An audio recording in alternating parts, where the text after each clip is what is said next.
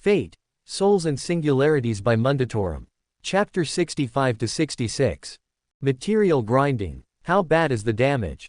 Rendell turned to see Blackbeard pacing towards him with a stern look on his face. The king pursed his lips before turning back around to face the burnt sails of the ship, scorched through the sails themselves and damaged the mast. He pointed towards the burn mark in the wood which had caused several cracks to run up the support, quite severely. With the Grail to repair the damage, perhaps 15 minutes. Blackbeard clicked his tongue. No worries, man. He pat Rendell on the shoulder. The knight stared at the offending limb with a blank expression and then returned his gaze to the pirate. We all have bad days, probably should have expected someone like Drake to have an ace up her sleeve. Perhaps insulting her chest to her face was a poor opening line. Rendell shrugged the hand off and walked away. At the very least it provided an adequate distraction. He paused before looking towards the other man resting at the side of the ship, and highlighted the actual threat amongst them. Halflight saw Rendell's accusing look and scowled in response. I had told you the Unkindled was not to be underestimated. You also said you would be able to deal with him. The knight frowned. Considering the shape you're in now, I find myself skeptical of that claim. I will not be denied my justic vengeance. Rendell cut him off. Do not hide your intentions behind noble words. You attacked him out of anger and allowed your sense of righteous purpose to cloud your judgment. Clearly, he is more skilled than you believed him to be and better armed than we anticipated.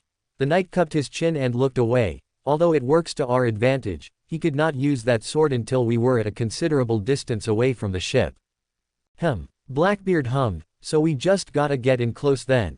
He nodded. Can do that easily enough. Can grab Riley-chan too. Rendell pinched the bridge of his nose. Disgusting. The white-haired girl stared at Blackbeard with a grimace. How did we end up with this one?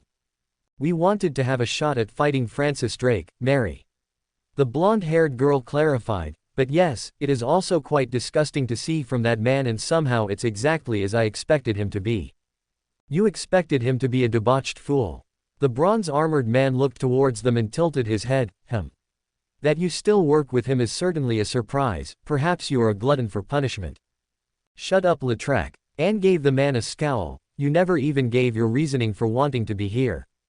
I exist only to demonstrate my love for the goddess. Which goddess? Rendell asked as he walked past, because it is certainly not Guinevere.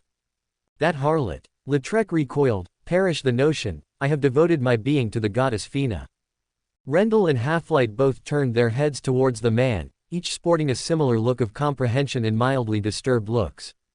A fanatic then. Rendell dismissed easily, causing Lautrec head to turn towards him and almost glare. A devotee. Rendell hummed casually, then looked towards Blackbeard. What plan have you thought of? He cut himself off and loudly exhaled through his nose as he saw that the pirate was still hugging himself while muttering Riley's name under his breath with a slightly perverted grin on his face. Maybe we should just get rid of him. Mary suggested with a crinkled look in her eyes. We can't, right? No, Mary. Anne shook her head. We can't. The blonde smile froze in place, no matter how tempting it might currently be to do so. Regardless. Rendell looked away from Blackbeard and towards the remaining crew. We need to identify the servants we fought as well as the greatest threats amongst them. The Taurus demon I encountered had supreme physical strength and endurance, however I believe him to be lacking in skill. Makes sense. Blackbeard suddenly turned towards him and sported a completely serious look. Looked like a minotaur, and those aren't famed for their skill, rather their size and strength. Riley-chan did well to pick that for a bodyguard for herself. Although you seem to do quite well against them. Rendell nodded his head. I should be able to deal with the Taurus demon. He admitted, however, the problem is the other complement of servants they have available to them. I cannot fight more than 3 at a time. Mashu-chan can block my noble phantasm, so we'll have to incapacitate her. Teach stroked his beard as he snapped his finger in the direction of Lautrec. Can you do that, Bronzy? I am Knight Lautrec of Carey. Bronzy. Teach cut him off. If you were a pretty girl I'd probably remember your name. Lautrec's head fell into his hands. Yes, I can kill her. Good, good. Teach rubbed his hands together. Sammy? Think you can deal with some of the others? Going for the master should keep their attention split. The floating angel turned its head towards Blackbeard. The hood remained stationary before Teach split into a wide grin. Knew I could count on you. Rendell frowned. The angel did not speak though. PSCH, Blackbeard blew a raspberry.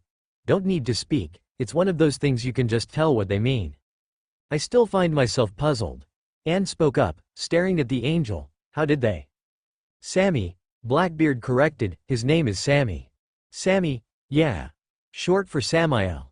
He replied with a blank face. Noticing how the two female pirates paled slightly, he's not actually the devil.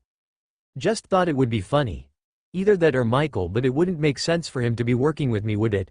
So I decided on the devil's angelic name. He pouted. Still, why couldn't they have been a girl? I'd have called her Gabriel. Unless she was ugly. With that skin they have.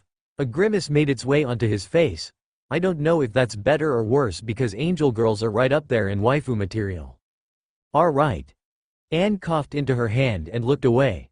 Rendell muttered, waifu, to himself under his breath with a baffled look while Mary still stared at Blackbeard with a mildly puzzled expression.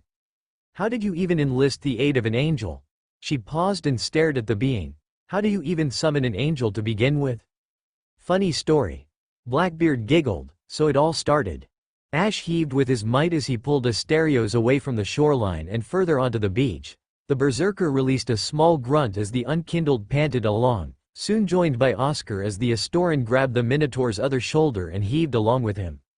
There he is, Euryale's voice echoed out across the beach with a hint of irritation mixed with something else. Honestly. What manner of stupidity possessed you to fling yourself into the water and carry the ship through the water on your back? She marched over to him while Oscar and Ash remained silent, each exchanging a quick glance with the other. Well, what type of idiot would do that? Hey, Asterios' helmeted head turned to her. This idiot. That's nothing to brag about, Euryale exclaimed with an irritated look. How am I supposed to ride upon your shoulders if you die?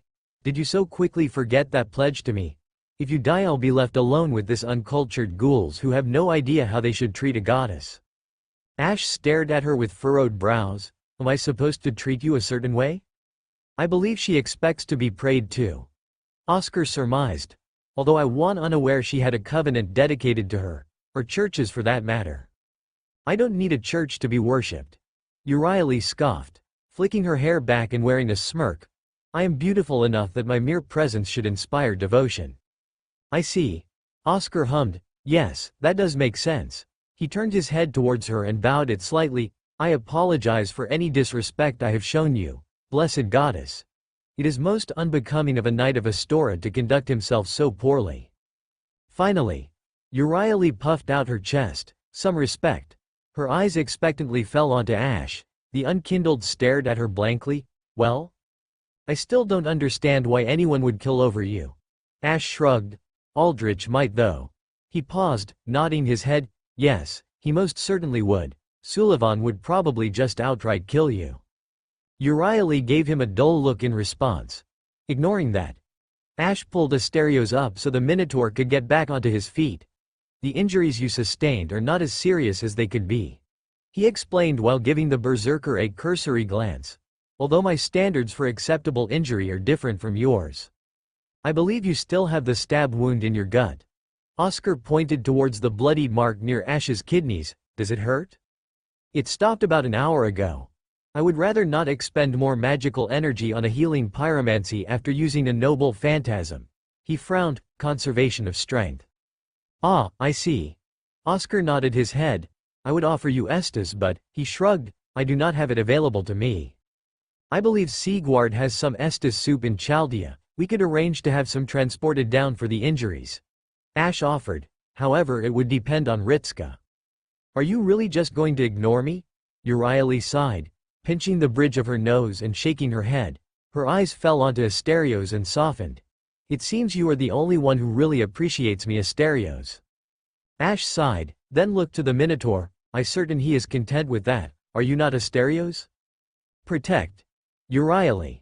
The berserker grunted through his helm, his tone softening into something, makes me happy. Euryale fidgeted on the spot for a brief few seconds. Well good. She crossed her arms and gave a beatific smile. I am glad you fully appreciate your role as my guardian. Her smile turned into a frown as she looked him up and down. You should also get cleaned up. Her eyes fell onto the seaweed draped over his body and the sand stuck to him. "You're filthy." "Hey. Sorry." Ash tilted his head as he looked between the two of them. "I'm being reminded of Igon." He frowned, although it is in reverse. Drake stared at the side of the galleon with the hole in it. The woman had her hands resting on her hips with a scowl on her face. "That's a bit worse than I thought." "Really?" Ritska moved to stand next to her, staring at the hole and cringing. "Think we can repair it?" "Don't know." Drake shrugged. "Probably can with enough time and materials, but it's whether we have that much time." She groaned, turning around and staring at the island landscape behind them. "Got a lot of trees here so we can always use them for lumber, gonna take a while to cut them out though." Ritska frowned and moved his hand to his communicator. "I wonder." He pressed the buttons and brought up the screen. Director. "Yes, Fujimaru-kun." Romani's face popped up. The man stared at him with a relieved expression. "I can see you were able to make it to shore nearby then." "That's good." "Yeah, although the Golden Hind isn't in the best of shape." He replied with a troubled frown. "We can't sail in it at the moment, but we've got materials to repair it. I was wondering if you could ask around Chaldea to see if anyone knows anything about boat repair." Romani scrunched his face up. "Boat repair?" The doctor leaned back into his chair and scratched his chin. "I mean, it seems a bit on the hopeful side, but I suppose I can ask around. Does no one know how to fix up the Golden Hind?" "I mean, I can if you really want me to." Drake shrugged. "But I ain't a shipbuilder." "That's probably a good point." Romani admitted. "All right. But I wouldn't hold out hope. Also, before I forget, Gwendolyn got back to me and said he would be interested in speaking with Euryale." Ritska chuckled. "I'd imagine. Last goddess he met was Artemis." He paused before giving a half shrug. "Although they seemed to get along well enough. Towards the end anyway. Given the lack of other divine spirits in Chaldea, I imagine he was feeling a bit lonely." Romani paused before elaborating. "Gods rarely interacted with mortals outside of their own family in any great capacity. From what little we know of Gwendolyn, he rarely even interacted with his own family." "That sounded horrible, I know." Romani sighed, his head falling into his hands. "Well, they're gods so they think different to us." Ritska gave a minor hum of acknowledgement. "So, Chaldea?" Yes. Romani nodded. "I'll ask around now and get back to you." The screen turned off as Ritska turned towards Drake, the woman giving him a raised eyebrow. "How likely do you think we are to find someone who knows how to repair boats?" Ritska gave a strained smile. "I'm trying to maintain a positive outlook. I mean, Andre might be able to. But then again, he's a smith." "A smith? Really? My ship ain't made of metal." "I know, but he also makes bows." Ritska pointed out. "That involves curved wood, right?" "It ain't." "Well," Drake slumped her shoulders, "I don't know that much about making bows if I'm being honest." Reaching under her hate to scratch her head, Drake's expression turned puzzled. "Is there something in common between the two?" "I hope so." A sheepish chuckle bubbled away in Ritska's throat. "Otherwise I'm about to look like an idiot." "Doesn't change all that much." Drake sniffled. "Still need the wood anyways." She turned around and cupped her hands around her mouth. "All right, scumbags. Get the axes and start cutting down some trees."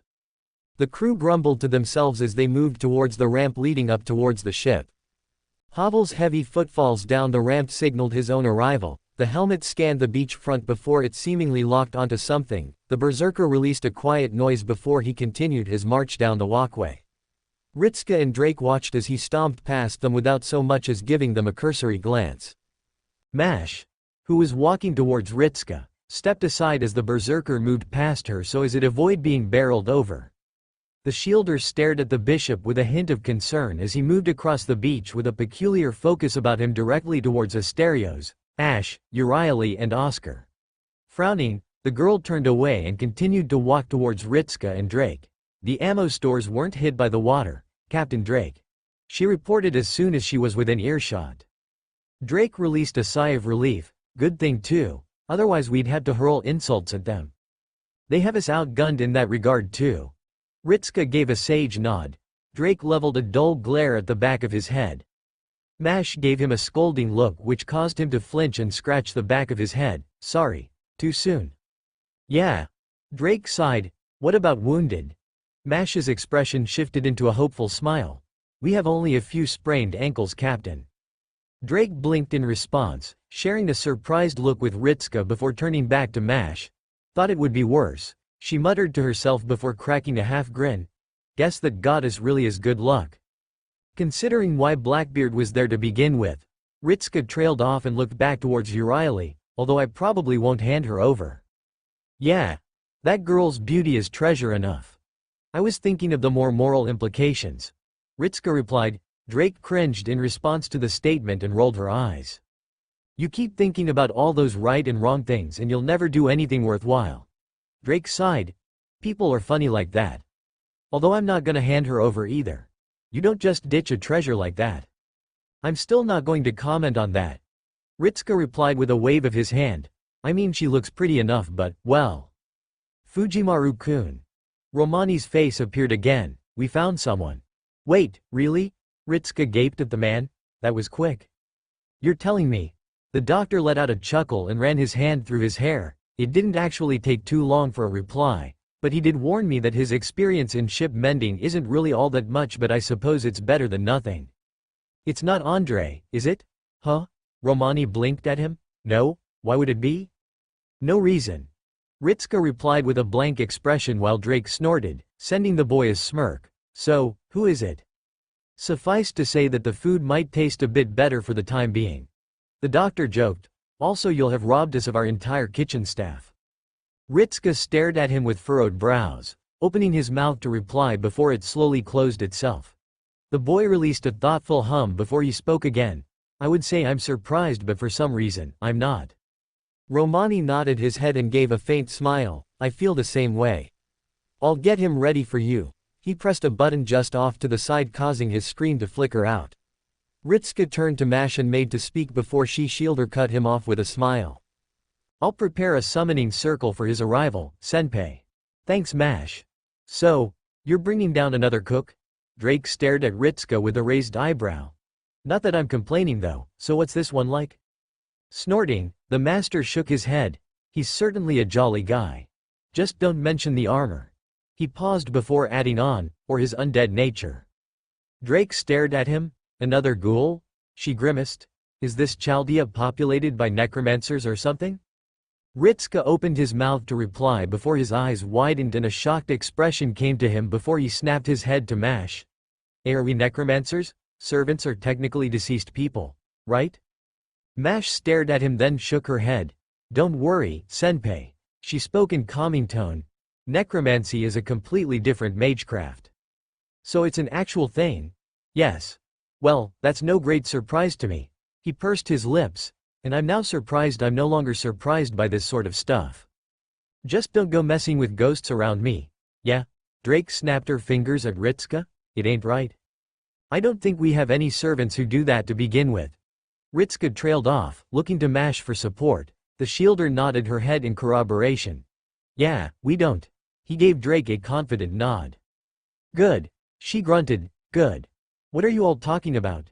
David asked as he walked past. It looks interesting. We're discussing ghosts. Mash clarified. David hummed in response. Spirits bound to earth who have yet to face God's judgment. He nodded his head sagely. A troublesome subject indeed. Tortured souls who have yet to move on to their final resting place. I can see how this would indeed be a topic worth discussing. But perhaps it is a little dark for you, Abishag? Why is it whenever I come back to the monitor I always find you embarrassing yourself? Romani groaned through the communicator. It's like you're planning this. Haven't you the least bit of dignity to act like a king? Well, I might be a king, but I'm a shepherd first and foremost. The man replied easily. No sense in ignoring my roots. Just because God decided I was to be a shepherd of men does not mean I am not a shepherd. That doesn't answer my question in the least. You can't keep calling every woman you encounter Abishag. But what if they are Abishag? David suggested with a coy smile. I have a strong feeling I'll encounter her one day. The chances of that happening are. A heavy sigh was heard through the communicator. Never mind. I won't get annoyed about this. Just have some decency for future reference. It reflects on your associates as well, and Mash isn't Abishag. Are you sure? David blinked. She has such a youthful visage and a caring aura about her that she can't be anyone else. He cupped his chin and took on a thoughtful expression. I'm certain I'm right about this. He shrugged. Oh well. The man turned to Drake. I see you've sent some of the crew out looking for wood? Yeah. Drake admitted, gonna gather supplies to fix the ship up, and these two are bringing an amateur shipbuilder from Chaldea to help us. David blinked. Really? Why didn't you ask Oscar? Huh? He was a fisherman. David replied. I assume he might have some knowledge when it comes to boats. He then paused and scratched his chin. Although he might not be aware of how to build them to be fair. He shrugged, always worth an ask though. Where did you even get the time to ask him about this? While you were gone. David explained, we fished. Oscar was able to make a grand catch with my guidance. Guidance? Romani snorted. So you mean you just provided him moral support and are now taking credit for his achievement? That's hurtful how you phrase it so cruelly. David sighed. I'll have you know that my advice was invaluable to his success. In fishing. Romani dryly replied. And from what you tell us he was one in the past. In fact, Romani's voice took on an incredulous tone. Where did you ever have the opportunity to go fishing in your life? I know how to fish. David defended with a confident smile. It's just that the water is sticky and gross. Are you actually being serious right now? Romani groaned. Fujimaru-kun, this servant is too troublesome. Ritsuka was busy biting his lip to avoid laughing. Even Mash was sporting an amused smile at the pair's antics. All right then. He chuckled, looking towards Mash. We'll set up the summoning circle by the way. No need for that. Da Vinci's image and voice came through Mash's communicator. I've been working on those summoning stones and I think I've had a breakthrough. That was fast. Are you underestimating a genius, Fujimaru? No. Ritsuka shook his head, giving the woman a smile, just impressed is all. I was expecting it to take longer. Good answer. Da Vinci snapped her fingers and pointed at him, although it's still in the developmental phase. So at the moment, while it is quicker, it isn't as good as the current summoning we do. The amount of time that the servant can remain at the moment is around 5 minutes, by my estimations anyway. She shrugged. I'm good but even geniuses like myself can be stumped. I'm sure you'll figure it out. Ritsuka assured her, so what do we need to do? Just wait there, she trailed off, looking to the side. We'll be able to send him in just a moment. Mash nodded her head before frowning and looking around. Senpai? Where's Fu? Ritsuka blinked and then looked around as well, frowning as he did so. Fu? He called out, where are you Fu? I was unaware that there were healing pyromancies that even existed. Oscar scratched his chin as ash shifted through his bottomless box. Although I admit to some ignorance in that regard. It is not a common spell. Ash replied, still looking for something. It was devised by those who still sought a connection with the gods. He paused, although they were unfortunate company to have around. Really? Oscar tilted his head. How come? They were insane killers. Ash replied. I was only in their covenant for a short time but long enough to acquire the pyromancy. Euryale stared at him with squinted eyes. You do not seem concerned about admitting to being a former fanatical killer. Ash stared at her blankly. I wasn't a mindless brute, if that concerns you. Could have fooled me. The mound makers were often summoned to either kill their summoner or to kill whatever their summoner was facing, such as an invading dark wraith. He shrugged. I chose to adhere to the latter option. I imagine that you were an ill fit then, no? Oscar surmised, which led to Ash nodding his head. I eventually fell into the ranks of the Sunlight Covenant and have been a member ever since. His lip twitched. It provides me with purpose and it is one that is not ignoble, therefore I am content within it. A grimace slowly formed on his face, despite my unfortunate meeting with my patron god. Oh, Euryale raised an amused eyebrow, and how did that go? I killed him. Oscar, Asterios and Euryale all stared at his blank look with equal degrees of bafflement at his rather blasé reaction to killing him. You killed him? Oscar blinked several times behind his helmet. Forgive me, perhaps I misheard. No, I killed him. Ash nodded his head. I even have his spear in here. He looked up and saw the expressions on their faces. When I encountered him again in a recent singularity he was not troubled by it and was actually looking forwards to a rematch. Euryale raised an eyebrow at him. He was a god of sunlight then? No, he was a god of war. One. You didn't kill? Ash turned to see Havel loom over him.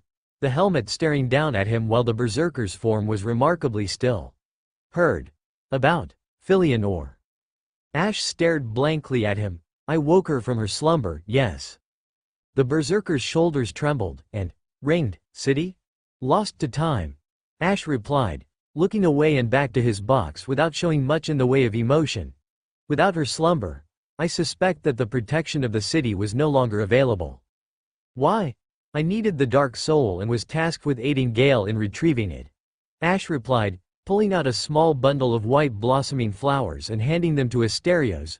Chew on these, they'll help bring your strength back. Asterios stared at the flowers and then looked to Ash. Is it all right?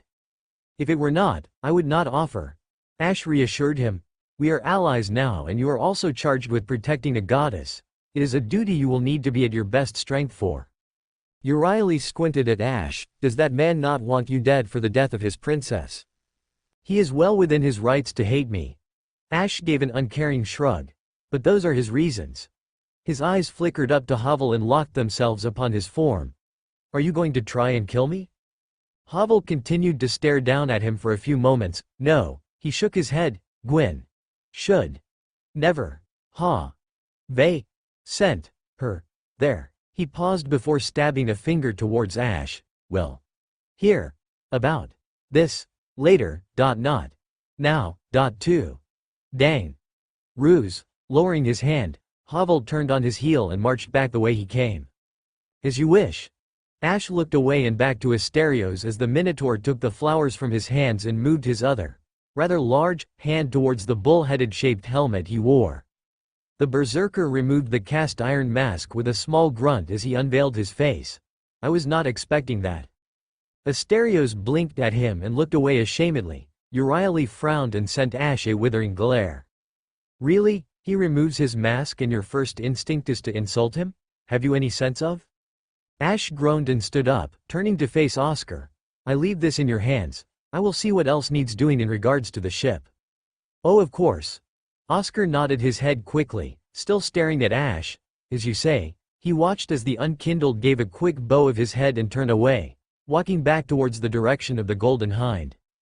He's killed gods, Oscar muttered to himself. Ha. His left hand moved up to cradle his head. I doubt there is a person amongst that crew that have not committed great deeds. I'm certain that I've no great deeds to my name, Euryale remarked before cracking a sly smile. Unless you consider existing to be one of them. I do. Oscar replied, as a goddess, it would be unusual for you to have to perform the great feats of the lords. A tired sigh escaped him. Perhaps I was more the fool for considering myself to be among equals, he muttered quietly. I wonder how I could even be summoned to begin with. Fu continued to trot through the undergrowth, his nose picking up something ahead of them.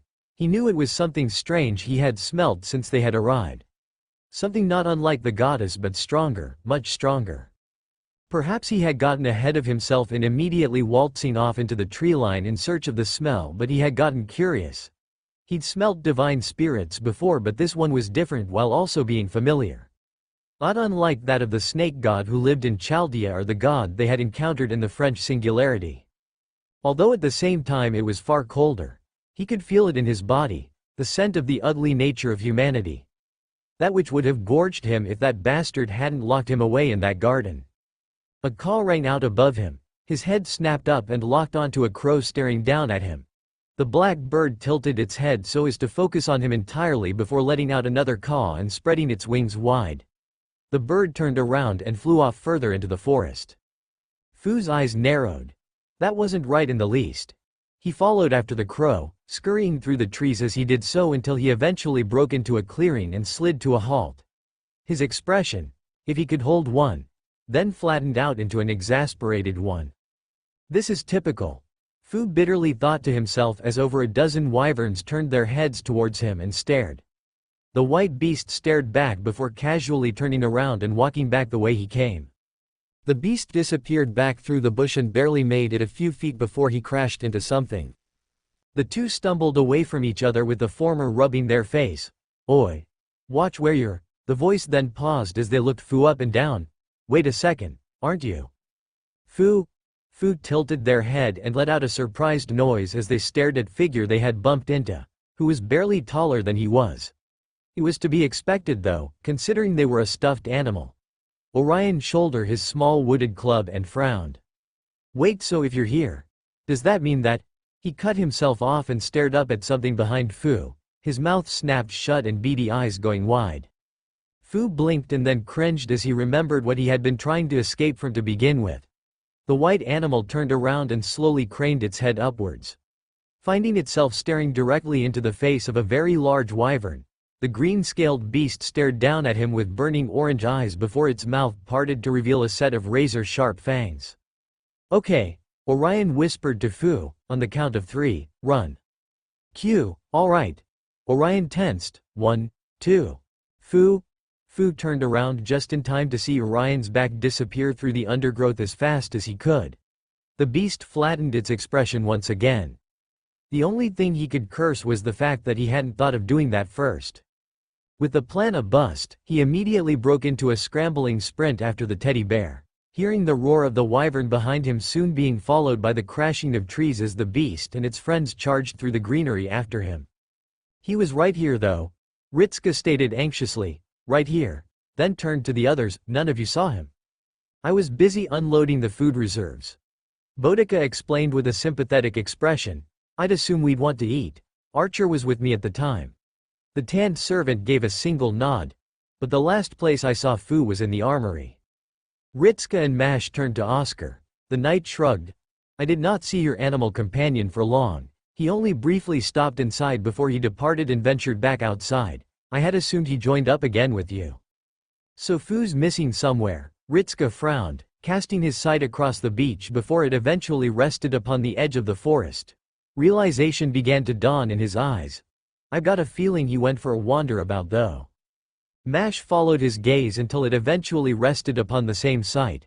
Her face creased into a surprised look. You think he went there, senpai? He does like to wander, Ritsuka pointed out. It's worth a shot though, right? Mash remained silent before she nodded her head. Most likely, senpai. She replied, should we get ready to go then? Yeah, he nodded, looking around. Probably won't need everyone though. Fu continued to sprint through the undergrowth as the snapping and screaming of wyverns continued to echo out behind him. He managed to catch sight of Orion as the bear ran on ahead of him. Eventually his head turned around to see Fu chasing him down with an angry flock of wyverns on his tail. Oh shit. Orion let out a panicked curse. Artemis, I'm sorry for being a smartass. Just get out here and help me. In the distance, a figure's head snapped in the direction of the shout, turning her whole body so as to face it before marching through the tree line, pushing aside all manner of branches and bushes that lay before her as she continued. Fu stared at the bear's back with a degree of incredulity before releasing a mocking snort, just loud enough for Orion to hear, as they continued to run alongside him. Orion stared at Fu with a veiled glare before huffing and picking up speed as best he could. Laugh it up, pal, he cried, but we're both about to get turned into wyvern chow. Fu wasn't, but he knew that the bear didn't know that. If anything, he was running for convenience sake. He didn't want to expend the energy to simply scare away a pack of wyverns because it would likely unveil his presence to the servants as well, along with Chaldea. That would be far too much of a hassle. Much easier to play the role of a dumb animal, no matter how degrading. Damn it, Artemis. Orion let out a more panicked cry as he turned around just in time to see a brown-scaled wyvern crash through the tree directly behind them, the impact shattering the trunk and sending splinters shooting across towards them. He raised his hands to cover his head as the buckshot of shrapnel ripped apart the surrounding greenery. Fu similarly let out an annoyed grunt at the damage which was very quickly getting to be a hassle. This is a very large search party, senpai.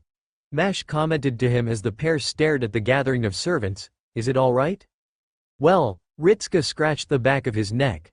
I'm not seeing a reason to say no, he frowned, looking towards Archer and Boudica, the both of whom elected to remain behind to guard the ship, before looking to Ash and Havel, who were very pointedly keeping their distance from each other. But I'm sensing something wrong here, he whispered to the shielder. Me too. Mash whispered back. Do you think Ash-san and Havel-san had a disagreement? Looks like it. He muttered back with a frown, not sure over what though. They didn't seem to have a problem with each other until recently. Maybe something happened when we weren't present, Mash guessed with a shrug. Ritsuka grunted in response. Possibly, he admitted, although it still seems a little weird. Do you think we should get them to talk about it? Probably. Drake commented from behind them. Best to clear the air. She paused before scratching her chin, or just let them beat the shit out of each other, that might work too. I'm not doing that. Ritska deadpanned at her. Even if I was, it certainly wouldn't be out here. Just saying. Drake shrugged, always best to clear the air with a fight or a drink. Let's everyone express their true feelings and all that. A frown came to her face before she nodded towards Ash. Although whatever problem that guy on that asshole's ship had with him, your stone friend seems to now have grief with it as well. Ritska blinked. Really? Him? Drake nodded and hummed. Big guy perked up at the city name. Might have something to do with that. Also the fact he may or may not have killed everyone in it. She scoffed. And he has beef with me over being a little greedy. Ritska and Mash tightened their expressions and looked back towards Ash. Ritska had heard the same accusation as well, although he'd been less inclined to believe it. If only because Ash didn't really act like you would expect of someone who'd kill a city full of people, or at least he wouldn't do so without a very good reason. And Ritska felt it would need to be a very good reason. Until he heard the full story, he'd postpone his own opinion on the matter. It was likely that the enemy servant gave a very biased account of the whole affair. However, what concerned him was how much of his claim held truth to it. Either way, it was best that he set aside a time to talk to Ash about it so he could at least understand the full story. Alright then, Ritska coughed into his hand as he turned towards Ash and Havel. We're just going to go on the lookout for Fu. Make sure to keep your eyes low to the ground, but he'll probably run into us first. Orion panted heavily as he and Fu ducked under a tree log, both skulking into its shadow as the wyverns clambered around above them. Alright. Orion whispered, this time on 3, Fu felt justified in punching him in the face. Ouch. Orion hissed, cradling his button nose. Really? His voice came out nasally. Alright, fine. It wasn't my best thought out plan and I thought you were gonna run as well. Fu leveled a dull look at him. Alright. I knew you weren't gonna run. He sighed, removing his hand from his nose. But I'm only a bear as I am now, what am I supposed to do? Fu. I can't understand a word you just said. Orion flatly responded. Alright. Way I see it, we just need to wait until either Artemis or your pals rescue us. Yeah, we're probably going to be waiting on your pals. Fu made to reply, despite knowing that Orion couldn't understand him, before the pair stilled at the sound of a crackle of lightning, shortly followed by a wyvern's cry of pain and a heavy thud as something slammed into the ground. There was a silence in the air before a cacophony of reptilian screams lit up the forest, soon followed by grunts of exertion and the sound of steel striking a hard surface mixed with the telltale sounds of blood being spilt. Another crackle was soon followed by a flash of light, the beams briefly illuminating both Fu and Orion as they hid under the log with neither of them moving from their spot. Silence spread throughout the forest. Think that's your friends? Fu frowned, it didn't feel like it was. Heavy footfalls soon answered him as pointed metal boots slammed down into the dirt in front of their hiding spot, soon followed by the butt of a polearm burying itself into the ground next to the limbs. The pair watched as a hand clasped the underside of the log and then heaved. The figure let out a minor grunt as they pulled the log up and exposed the pair to the outside world. Both Orion and Fu craned their heads up to stare at the figure looking down at them, clad in full covered armor with a metal skirt formed up of plates, pointed shoulder guards on either side and holding a long spear with a cross guard just underneath the triangular blade. The pair found their attention fully upon the helmet however, and the carved face of a lion staring back at them with a long red plume jutting backwards from the top of the head. Darling! Orion and Fu jolted and looked to the side as Artemis came floating in behind the figure. She grinned wildly as she instantly scooped the bear up and tightly hugged it to her chest. I knew you couldn't get far and look, she pointed to the armored figure, I brought help. The lion-headed figure turned away from the goddess and stared at Fu, tilting their heads slightly before speaking. You did not mention a second animal, milady. Orion stared. You're a chick? He blurted out and caused the helmet to snap towards him and their grip on the spear to tighten considerably. Oh darling, Artemis affectionately spoke as her own hands moved towards the bear's head. Of course that's the first thing you notice. They stopped as they held his head between her hands. It's very upsetting that we've been reunited and all you can think about are other women. Her smile froze upon and her eyes glowed with an iridescent blue light. Very upsetting. Wait a sec, ouch. Fu winced at the scream of pain. Even the lion-headed knight seemed to do the same before turning back to look at Fu. Is this some form of local animal? Artemis stopped squeezing Orion's head and stared down at Fu before her eyes lit up in recognition. Oh. Darling, look. She spanned the bear around to face Fu. It's the pet of those guys. That means they're here. Yes, I know. Orion sighed, then looked towards the knight. And you are? I am. A roar cut her off before she turned around and stared further into the woods. More of the wyverns? Oh yeah. They were chasing him. Orion instantly ratted out Fu without a hint of hesitation to him. The animal glared at him. Milady Artemis. The figure twirled their spear. We should retreat from this place. It is too enclosed for a proper fight and you cannot use your bow efficiently. Fu leapt up and perched himself on the log near in front of the two. Artemis and the knight stared at them before the animal pointed back to where he knew the ship was and broke into a run. Q. The pair stared at the animal before Orion spoke up. Think he wants us to follow. Probably going to lead us back to the kid. I wonder if Linny is there. Artemis hummed. Maybe he was able to take my advice. I really doubt it. I will adhere to your decision, milady. The knight spoke as they faced the sound of snapping branches. But I suggest we move with haste. All right, Artemis giggled. Let's go, darling. So, Ritska stared at the tree line. Should we split up or go as one group? Splitting up might be dangerous, senpai. Mash reminded him. We still don't know if anything is on this island. Ritska blinked and looked at her. You think there's monsters here? It's likely. Mash replied. Singularities such as this tend to draw over mystical creatures from other eras. We've already heard about the Hydra and the other fish they've encountered. So it's possible we'll encounter other beings. Ah, so I'll go with you then? It would be best, senpai. Mash replied with a comforting smile. Ash-san and Havel-san can better protect themselves. The shielder craned her head around to stare at the two other servants, both of whom still stood just at the edge of the forest. Ash's copy of Sigward's sword was resting upon his shoulder, having put away the sword he used against Blackbeard's ship. She'd felt strange ever since she'd heard the name of the noble phantasm, as if it were somehow familiar to her but different at the same time. She quickly shook her head to dismiss the thoughts. We should probably get ready to move, senpai. Guys. Romani's face appeared next to them. You've got servant signatures incoming, 2 of them, and he cut himself off as he stared at the screen and promptly deadpanned. Well. Good news is we already have records of one of the servant signatures. Really? Mash stared at him. Is it someone we know then? Yeah, Romani sighed, moving his hands to cradle his head. It's a divine spirit, but he trailed off and then stared at the screen before widening his eyes. Oh. You've also got over 24 wyvern signatures closing in on your position right now. Havel turned around to face them. His grip on his club tightened. Way. Vern? He let out a menacing chuckle. Good. The berserker was positively ecstatic about the prospect of killing dragons again. It had been a long time since he'd had the opportunity to really show his skill in dragon killing.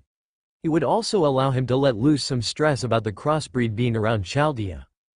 Ash removed the greatsword from his shoulder and stared ahead of them. How close are the wyverns to us? Around 100 meters and closing. Romani replied, You'd best get ready, Fujimaru-kun. Right. Ritska nodded his head. Mash. Take up the front and be ready in case the servants aren't friendly. Yes, senpai. She nodded her head and moved in front of him with her shield in front of herself. Havel hadn't moved from his spot and maintained his position as glaring towards the forest. Ash took a single step backwards and allowed his other hand to grasp onto the handle of his sword. They're coming in now. Romani warned, closing in. They'll be here now. Fu. The group virtually face faulted as Fu emerged from the trees and rushed towards the group. Fu-san. Mash exclaimed in surprise, lowering her shield and staring at the, what are? Thank goodness. The shielder blinked as Orion came storming out of the woods behind him. I knew you'd be here. Mashu-chan. Please protect me with your warm body. He flung himself through the air towards the shielder. Darling. A hand gripped the bear by the head and held him aloft in air. There you go again. Doing such silly things at a bad time. I'm so sorry. Artemis. Ritska exclaimed in surprise. What are you? Milady. Another figure broke through the tree line and slid to a halt across the sand in front of them. "Please be." Ornstein. Havel recoiled and shouted in the most surprised voice he'd ever spoken in before he stilled and leaned forwards. "No. Who are you?" he growled out, moving to level his club towards them before a roar through the tree line caused everyone's heads to snap back towards the woods. The lion-headed figure stared at Havel before they span around, hunched their body forwards with the spear tightly gripped in their hand and pointed towards the woods. "Whatever questions you have can be answered later." They nodded to Artemis. "Milady, please stay behind me." "Okay." Artemis agreed without much in the way of hesitation, floating around until she was directly behind the knight in dark iron armor, whom was only slightly taller than her. "Wyverns are on top of you now," Romani helpfully exclaimed as the first of the flying reptiles came smashing through the shrubbery and directly towards the group. The beast covered in black scales with burning orange eyes fixed themselves entirely upon the group before a flash of red came in from the right side and collided with its head. The beast recoiled as an arrow lanced its way through the skull and caused it to slump in the air and crash into the sand and slid through it until its head rested at the base of Mash's feet. The shielder looked to the side to see the distant figure of Archer by the ship with a bow still in his hands. Ash narrowed his eyes as he continued to stare ahead before another branch snapped and the wyverns poured out of the woods in droves. The unkindled swung his greatsword upwards and bisected the first wyvern which rushed towards him before pulling his arm back and thrusting the greatsword forwards, releasing a gust of wind which knocked the next wyvern out of the air and sent it flying backwards into the trees. Archer released another volley of arrows towards the wyverns as Boudica rushed past him, instantly manifesting her sword as the wyverns flew away from the servants near the forest and towards the ship. Archer scowled and raised his bow towards them as they approached, the pirates around them letting out panicked shouts as the reptiles made to descend. A gunshot going off next to his ear caused him to wince and send a scowl towards the owner of the weapon. Drake was staring at the sky, flintlock raised, with a scowl. "Ain't no flying lizards killing my crew." She whipped out her second flintlock and unloaded. Sighing to himself, Archer continued his volley against the wyverns. Catching a roar in his ears, he turned his head to see the Minotaur already hard at work defending his charge. Asterios swung his halberd through the sky and impacted the descending wyvern with enough force to destroy the body and send the splatters of scales, blood and organs in all directions, staining the sand. Letting out a roar, Asterios continued to swing both of his halberds through the sky at any of the wyverns who came close to him. "Good, Maro Fryan, good heavens!" Sigward's surprised voice rang out across the beach as the onion-shaped knight quickly swung his sword through the air. The sudden gust of wind it produced knocked the nearest wyvern out of the air and sent them crashing into the ground in front of Asterios and Euryale. The Minotaur stared at them for barely half a second before he raised his halberds above his head and brought them down in frenzied slashes. "If I had known you were going to be fighting, I would have been better prepared," Sigward exclaimed as he twirled around and swung his sword through the air, decapitating a charging wyvern and thrusting his sword through the chest of the next one. "Dear me. Wyverns are they? I certainly hope it is not a repeat of last time." He kicked the corpse off his sword and steadied himself. He saw the devastation left behind by Asterios in the form of chunky lumps of wyvern meat. Staring at the remains, he looked towards Asterios, who craned his head back to see a man dressed in large rounded armor staring at him. The pair stood in silence before Sigward waved his hand. "Good day, my large fellow. I am Sigward of Katerina." Asterios blinked at him in surprise. Sigward turned and looked around. "Perhaps introductions can come later." "No?" He chuckled, jogging past the Minotaur. "We have more beasts to slay," he exclaimed with his usual bravado. Euryale poked her head out from behind Asterios as Sigward jogged past and stared at him with a curious expression. "He really didn't care at all, did he?" "No," Asterios blinked. "Odd shape." Euryale snorted. "He was quite a well-rounded one, wasn't he? I certainly hope the armor isn't made to fit." A chime heralded Sigward pulling his arm back and hurling a bolt of lightning through the sky and nailing a wyvern in the head. "Although I wasn't expecting to see so many using magic." Havel slammed the club down upon the final wyvern with a heavy crunch, scales offering little in the way of protection as the tooth of the everlasting dragon crushed the drake and sent chips of armor shooting off. Raising the club again, Hubble stared at the corpse and let out a dismissive grunt. It was quite a pathetic sight to behold.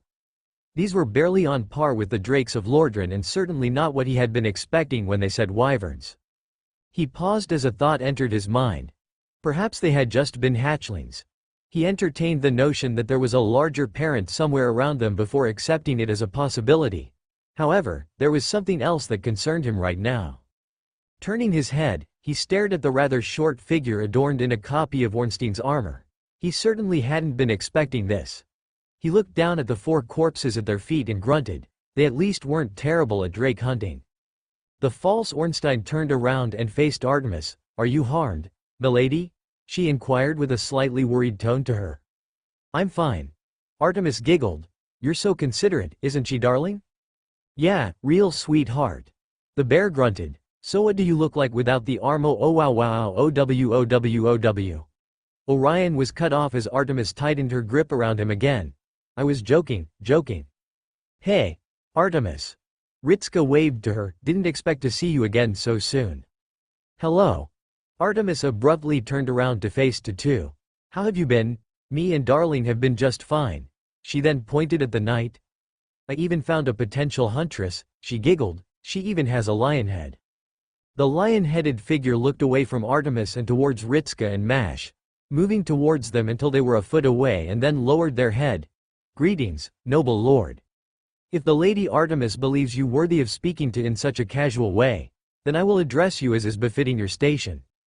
Ritska stared at her, then looked towards Mash and then back to the knight. I wouldn't say I'm a lord." "You are not?" The lionhead snapped up and stared at them, tilting slightly. "Then, are you perhaps a distant relation?" "No," Ritska shook his head. "I'm Fujimaru Ritska or Ritska Fujimaru. Or you can just call me Ritska." He gave her a warm smile and waved over to the shielder. "This is Mash." "Hello." Mash waved to her. "Thank you for the assistance with the wyverns. We appreciate it." "Nonsense." The knight dismissed. "In truth, it was we who led them to you at the behest of the strange animal. It would have been wrong to leave you to fend for yourselves after such an act." "Oh, that's right," Mash realized looking down. "Fu-san." "Fu." The animal jumped up onto her shoulder and sat itself down on her. "Fu. Did you wander off again, Fu-san?" Mash giggled, reaching up and scratching behind his ear. "You shouldn't do that." She spoke in a tone that one would use with an unruly child. "Me and Senpei were very worried, right Senpei?" "Very worried." Ritska nodded with an expression of utter seriousness, which was offset by the glimmer of mirth in his eyes. "What do you have to say for yourself?" Fu stared at him in much the same way one would stare at an unamusing clown. The lion-headed knight looked from Mash to Ritska and then nodded her head. "Very well, I am a Lancer-class servant. If you are an ally to Lady Artemis, then you are an ally to me, Senpei Ritska." Ritska sputtered in shock while Mash gaped. Lancer stared between the two of them. "Did I say something wrong?" Why did you call him Senpei?" Mash asked in a strained voice. The Lancer tilted her head. "Because that is the title you used. Is that not the correct form of address?" She paused before letting out a gasp of realization. "My apologies. I was unaware of the custom." She bowed her head. "Please, accept my full apologies for referring to your spouse as if he were my own." Hubble stared at her. "Definitely not, Ornstein," he grumbled to himself. Ash approached from the other side, staring at the Lion Knight with a mildly confused look on his face. "That armor is," he frowned. "You aren't Sir Ornstein, are you?" The Lancer turned to Ash. "Ah, you speak of the legendary knight who guarded the cathedral of the sun god." She surmised. "No, I am not them. However, this armor pays tribute to his service to the gods." Havel grunted and looked away. The Lion Knight turned to him and stared. "A warrior of ancient stone, Havel. I was not expecting to see one of your order." "That is Havel," Ritska explained. Oh, the knight's voice cracked. I see. My apologies for not giving you proper respect. I am terribly." Havel snorted and turned away from her, shouldering his club and marching back towards the ship without saying another word. Oh dear," the knight whimpered, "I have made a fool of myself. I should have recognized him as the original." Ash blinked. "Really?" He stared at Havel's back and then returned his gaze to her. There is not much of a visual difference between him and the other warriors of Havel I encountered. It is the principle, the Lion Knight exclaimed. You would not mistake me for the legendary Lion Knight of old, would you? His armor. Golden, Havel's voice carried over from where he was. The knight stared at his retreating form. Oh, I seem to continue to make a fool of myself, she muttered, turning to Artemis. My apologies, milady. I am proving to be a continued source of embarrassment. Oh, you're fine, Artemis reassured her. Now where's Gwyndolin? Is he around anyway? He's back at Chaldea. Ritska explained, looking around. Speaking of which, we should probably catch up and you guys can explain how you're here to begin with. Okay, Artemis beamed. It's a really long story. I realize I have yet to introduce myself. The knight spoke up. I apologize for my discourteous behavior. She bowed her head. I am Sir Sanora, Cathedral Knight of Haida and Dragonslayer. And we get another new character. Goodness me, am I on a roll. Anyway, as you can imagine, this is not Ornstein. But it is one who wears his armor and there is only one person like that. Drums fingers on desk old Dragonslayer. I can't gender bend Ornstein, but I can gender bend them. I kid, but their stats and dialogue, old Dragonslayer. Sanora, servant. Lancer strength. C endurance, C. Agility. B plus mana. C luck. C noble phantasm. B tenebrae fulmen. B anti-unit. Max target. 10. Max range. 1 to 10. Body is coated in lighting before jumping into the air and slamming into the ground. Releasing an explosion from the point of impact. Class skills. Writing. D magic resistance. D personal skills. Old Leo ring. B. Application of a plus rank to her strength upon a counter-attack. Dragon Slayer. B blessing of an old sun god. B application of plus to agility. Dark lightning. C lightning infused with dark magic. Can be fired forth from her spear. Summoning. I am Sir Sanora, Lancer class servant. I have answered your call and shall serve as your spear. Dialogue 1. It's a little lively around here sometimes, is it not? Oh, I apologize. That was rather rude of me to speak up. You do not mind, all right. Dialogue 2. I'm the Knight Guardian of Haida. Although the kingdom is lost to ruins. That I know. But addressing myself as such still brings me pride. Dialogue 3. Relationship between master and servant. It works in the same way as a lord and his knight. I have made that much clear already. Dialogue 4. If you have Ornstein, Sir Ornstein, my armor, it was made in honor of you. I hope to live up to your expectations, please treat me well. Dialogue 5. If you have Nameless King, I had a strange encounter with a god the other day, the one with the simple sword spear. He took one look at me and burst out laughing. I wasn't sure how to react, but he assured me that he was not laughing at me. Rather, he would enjoy watching how Ornstein felt at being pestered. It confused me greatly. I wonder what relationship Sir Ornstein has with FFF First Spear. Dialogue 6. If you have Gareth, Sir Gareth, good to see you well this fine day. Do you want to have a quick spar? No? Oh, I suppose we can talk. Dialogue 7. If you have Artorias, the legendary wolf knight, the one who walks unhindered through the dark. I wish he hadn't tried to flirt with me, it was rather. My heart couldn't take it. Dialogue 8. If you have Hawkeye Goff, I encountered the great archer, he is surprisingly well-mannered. I actually would look forward to speaking with him again. Dialogue 9. If you have Kieran, she's. Haida's records of the gods weren't very good but. Well. She's not what I was expecting from an assassin. She's too. Nice. Not that I'm complaining about it but it was still a surprise. Dialogue 10. If you have Guinevere. I heard long ago that when the sea began to rise, the lady goddess was among the first to depart the land. I am not upset, she is a goddess. It is expected that her safety is to be prioritized above that of the kingdom. Dialogue 11. If you have Bearer of the Curse, she's here, is she? I kill her. I suppose I should be more upset but I did my duty.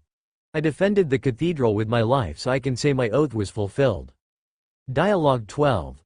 If you have Ozymandias, this presence, that architecture, there can be no mistake. You're the great god of sunlight born in mortal form. I know I am right. I can tell by this aura of grandeur you possess. Dialogue 13. If you have Gwendolyn, I fear I may have done something wrong.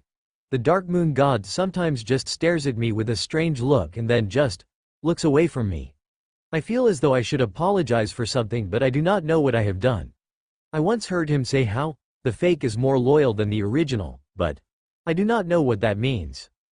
Likes. What I like. Fulfilling my duty as a knight, also that frozen treat you call ice cream, it's very nice.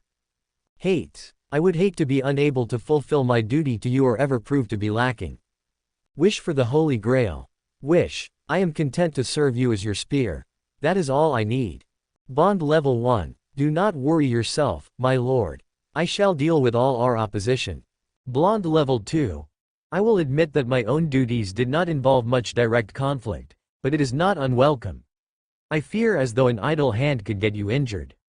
Blonde level 3. You are a good lord to follow and I would be happy to continue serving you. Bond level 4. I am a loyal knight of Haida. I'm sure you'd have fit in just fine among our ranks. Maybe, probably. Bond level 5. I was wondering. No, I have decided. From now on, I swear myself to be your spear. As long as I draw breath in this second life, I will adhere to your orders for as long as they remain righteous. Birthday. A birthday. I know about those. We celebrate them in Haida frequently. I believe we will need a feast, don't you worry, I shall see to everything. During an event, you wish to make merry? I will accompany you then, my lord.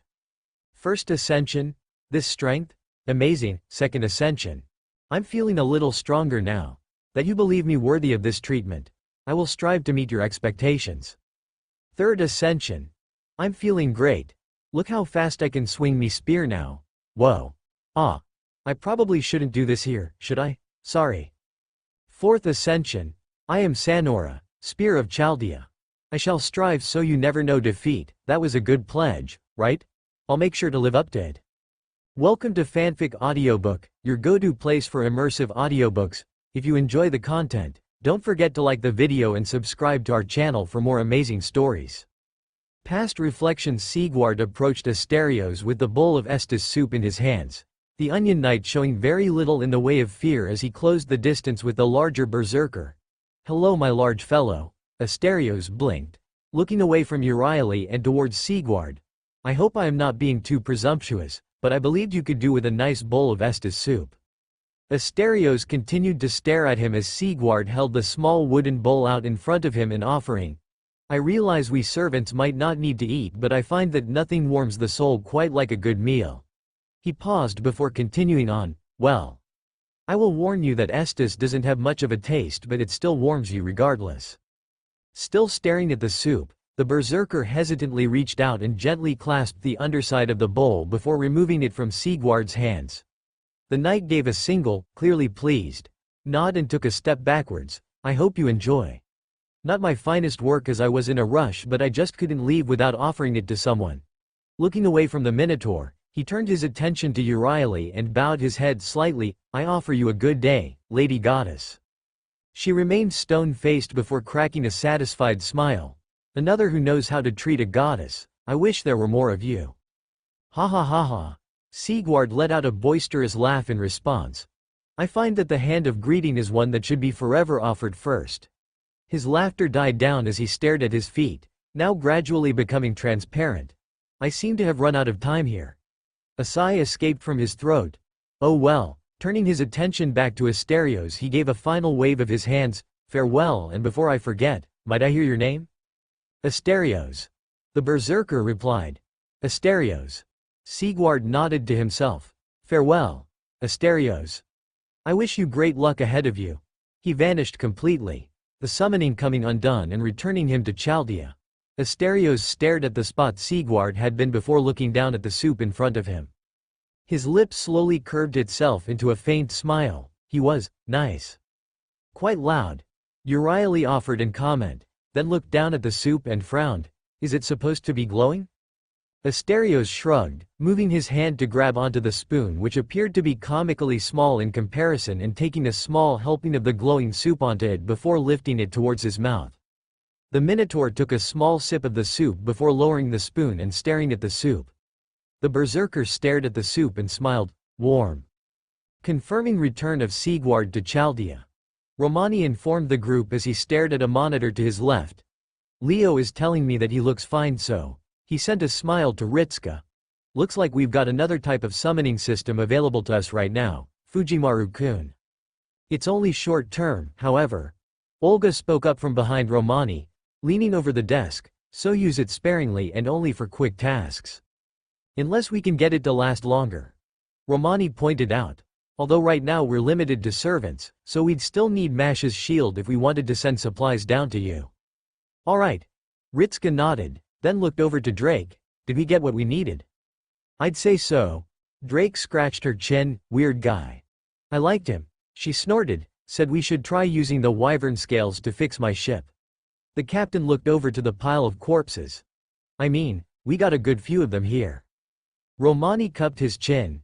It is actually a very good suggestion. The scales of animals like wyvern are certainly going to be stronger than the wooden planks you originally used, not to mention they'd be lighter than steel.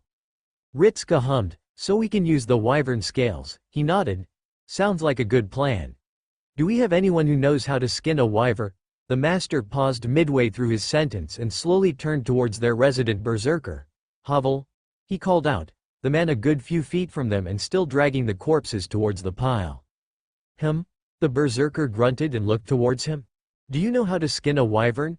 Hovel tilted his head in a questioning manner before giving a quick nod. That's good. Ritsuka smiled. We're going to use the scales to fix the ship. He gestured to the bodies. So. I don't suppose you could show us how to skin them. Hovel stared at him. You're helping? Ritsuka shrugged. Well, I'm technically a part of Drake's crew. He sent a knowing look towards the captain, and I think she wouldn't let me get away without doing something to help repair her ship. Drake snorted. You're no cook and you sure as hell don't look like you touched a sword in your life. Ritsuka nodded his head unashamedly. Yeah, so I figured I'd help where I could. Skin. Wyverns. Hovel let out a quiet hum. Fie. Nay.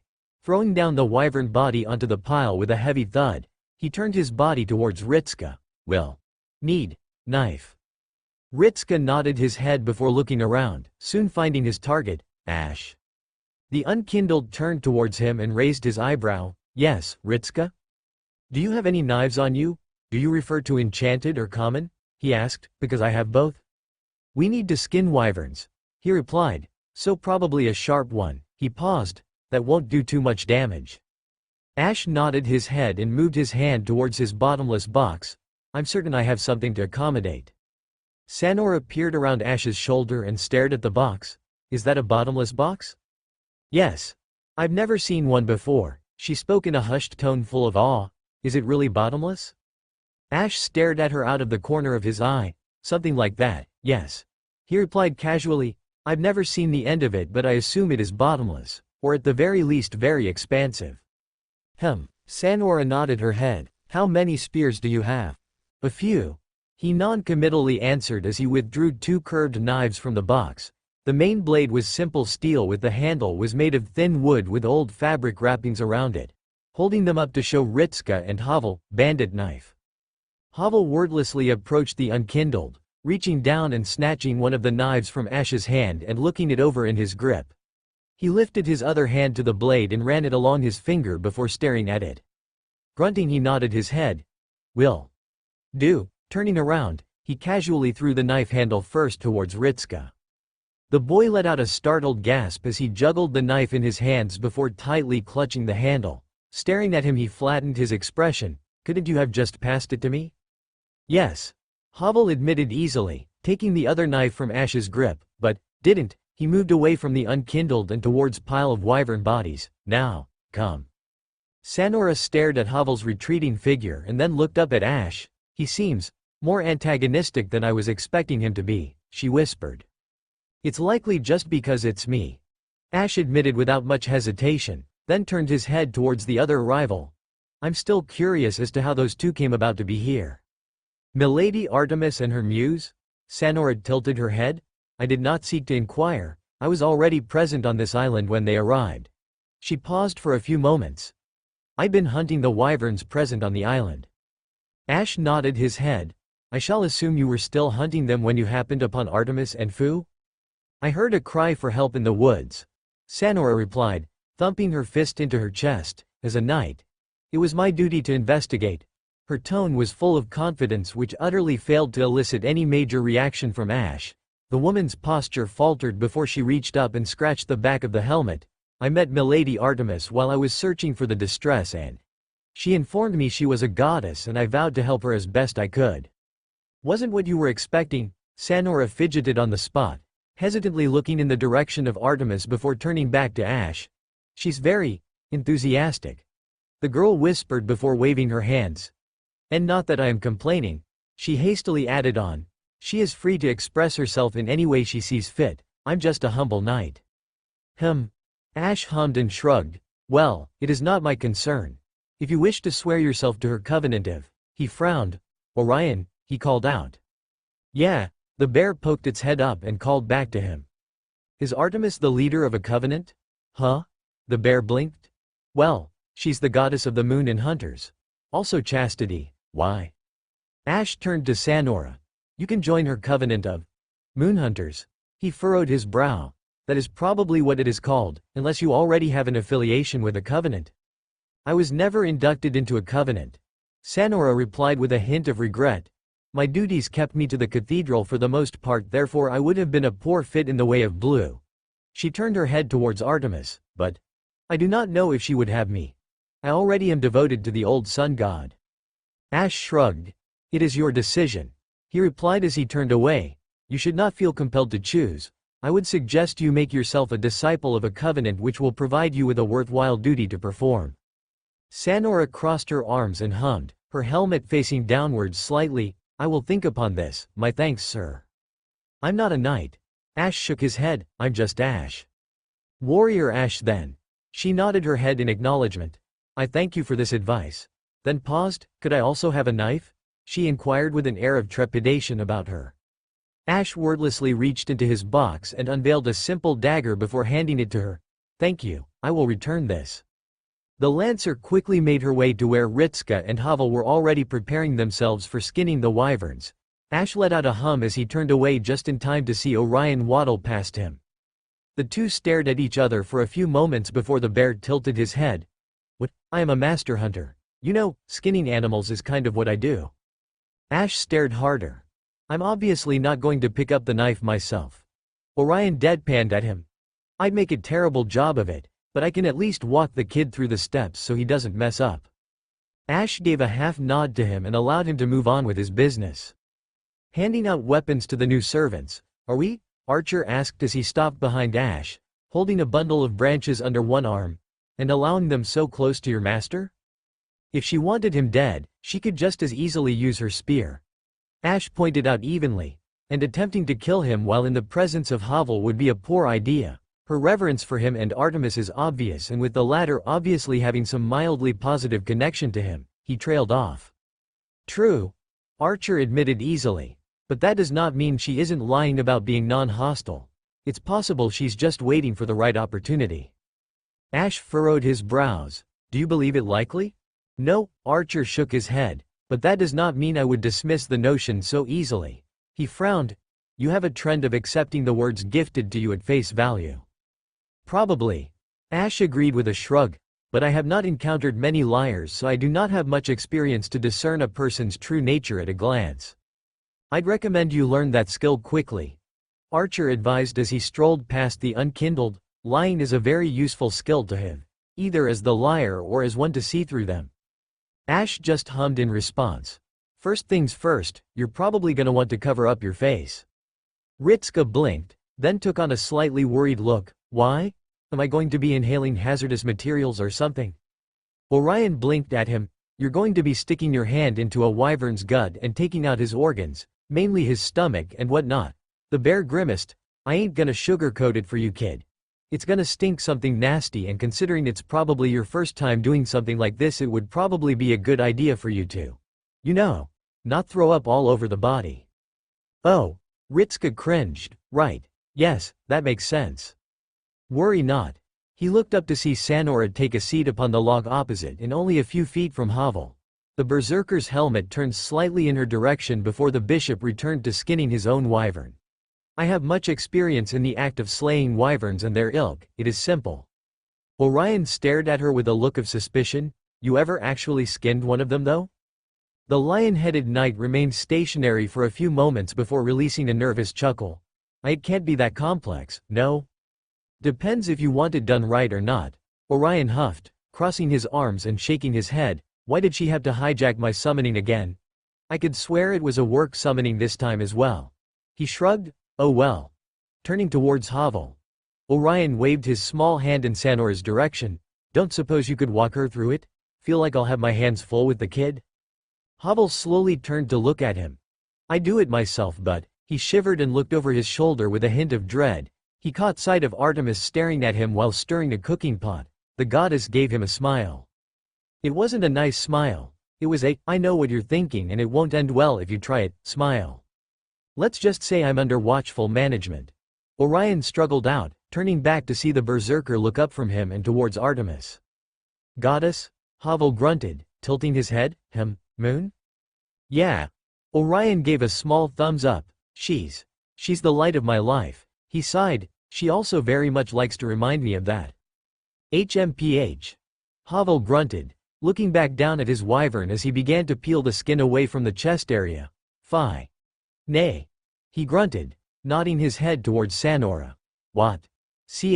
Closely. I will keep my eyes entirely focused, Sir Havel, Sanora passionately exclaimed. You needn't worry, I will endeavor to copy your movements exactly. Havel released a barely concealed snort of something, like, young, Ornstein, he muttered to himself.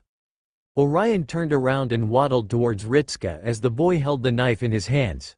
This guy looks like a bundle of fun. The bear muttered quietly to him. I'd rather the snake-footed guy, if I'm honest. Mainly because he'd probably keep Artemis distracted so I could make my moves on the knightess. Ritska's lip twitched upwards as he amusedly shook his head at Orion's antics. I'm sure she'd still manage to figure you out even with Gwendolyn here. You're probably right too. Orion sighed. Well, no sense worrying about that, right? He let out a laugh. You've got a lizard to gut, kid. I feel kind of special that I get to walk you through your first time. Yeah, I know, Orion sighed. Let's just. Yeah. Ritska coughed and looked away, didn't say anything weird. Nothing at all. Thanks, kid. The bear gave a grateful nod of his, appreciated. Oscar grunted as he dropped the next barrel onto the ground, turning away and looking out across the beach as the other crew members began to set up tents for themselves to sleep in. The man frowned behind his helmet, soon reaching up and unclasping it from around his chin and lifting off to reveal his face to the outside air. Are the repairs to take so long? He pondered aloud. Depends. He blinked, turning around and seeing Boudica with a smile on her face as she descended down the ramp after him with a barrel of supplies of her own resting on her shoulder. I know we're going to be using some of the wyvern scales. She trailed off and stared towards Ritska and the others with a bemused look. Looks as though Master wants to get a more hands-on experience. Oscar followed her gaze and saw the Master with a knife in his hands struggling to cut open a wyvern, pausing every few moments and looking away to heave before getting back on with the task. Orion was by his feet continually shouting out encouragement. It seems he wishes to take a more active role then. Oscar's lip curved slightly, perhaps he feels guilty that he has not taken on as big a role as the others. He wondered to himself. Boudica gave a hum behind him. Maybe, but he shouldn't feel the need to. She placed the barrel down as she reached the bottom of the ramp and stepped onto the beach. He's already doing quite a lot for a master, even helping Drake with her crew. A gentle laugh bubbled its way from her throat. I can imagine most other mages wouldn't be as willing to help.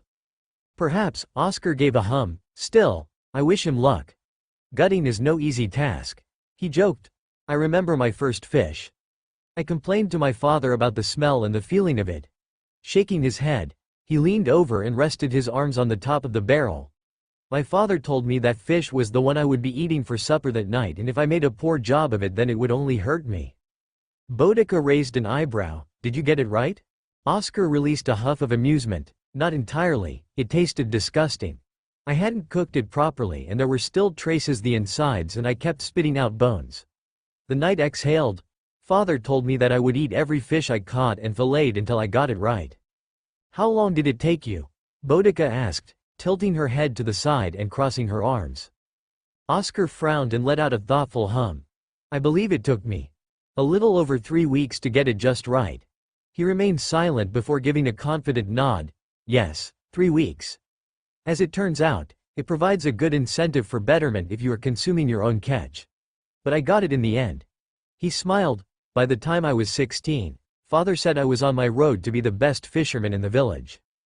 Boudica looked him up and down pointedly. Oscar noticed the look and let out a mirthless chuckle. Yes, clearly I wasn't content with being a humble fisherman. He gave a sad smile. Father wasn't disappointed in me though. I remember my induction into the Knights. I'd rarely seen him smile so widely. I'd even promised I'd make him proud. He removed his helmet from the lid of the barrel and placed it back upon his head, hiding away his face. Shame I never did. He quietly muttered to himself, leaning down and heaving the barrel back onto his shoulder. Fishermen surrounded by kings and dragon slayers. Boudica watched him in silence, her eyes crinkled slightly at his self-depreciating comments before she spoke up. You managed to get into the throne, she pointed out with a smile, not bad for a fisherman. Oscar paused, remaining stationary for a few moments before he spoke again. Well, perhaps I'd achieved one worthwhile deed. Setting a better man on a righteous path. He marched away from her and towards the other gathering of crew members and pirates. Boudica stared at Oscar's retreating form with a sad frown. She made to follow when the ship behind her lurched forwards. The woman span around and gaped as she saw it slowly push itself further onto the beach front, knocking the ramp down from the side of the ship and onto the sand with a heavy thud which sent up a small cloud of sand. The rider took a few steps backwards as she ship continued to crawl up the beach until it was completely out of the water.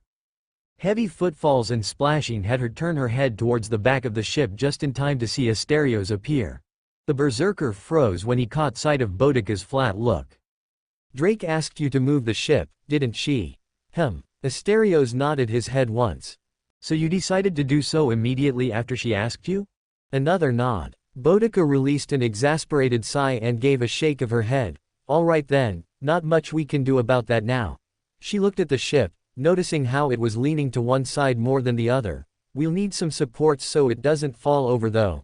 Nodding her head over to the forest, she began to walk in that direction. Come on. MHH. Asterios hummed in affirmation and followed after the woman, still wearing a self-satisfied smile on his face from being able to help. Also the lingering effects of the strange glowing soup still made him feel happy, along with the strange positivity of the servant who had visited. 'Tis hardly much of a surprise her sister would be identical. Gwyndolin affirmed to himself as he spoke with Euryale. Indeed, the physical similarities between thyself and thy sister art close indeed. The god of the dark moon hummed as he moved to cup his chin. Thy relation with the lady Steno, his voice took on an odd note to it. 'Tis good, no. Euryale raised an eyebrow. Naturally.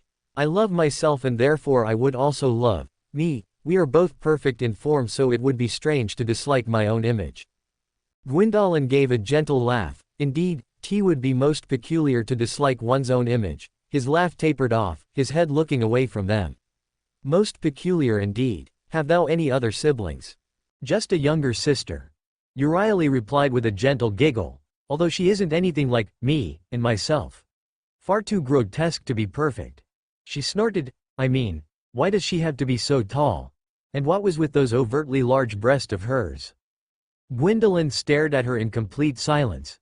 'Tis her only disfigurement? He quizzed with a slightly distant tone. Euryale blinked before her lips thinned out. Well, that's how I remember her anyway. The goddess easily answered, although Gwyndolin felt as though she was leaving something important out. When it came to lies, she wasn't very good at it. Or not as good as him at the very least. That, Gwyndolin frowned, 'tis not much of a disfigurement from my understanding.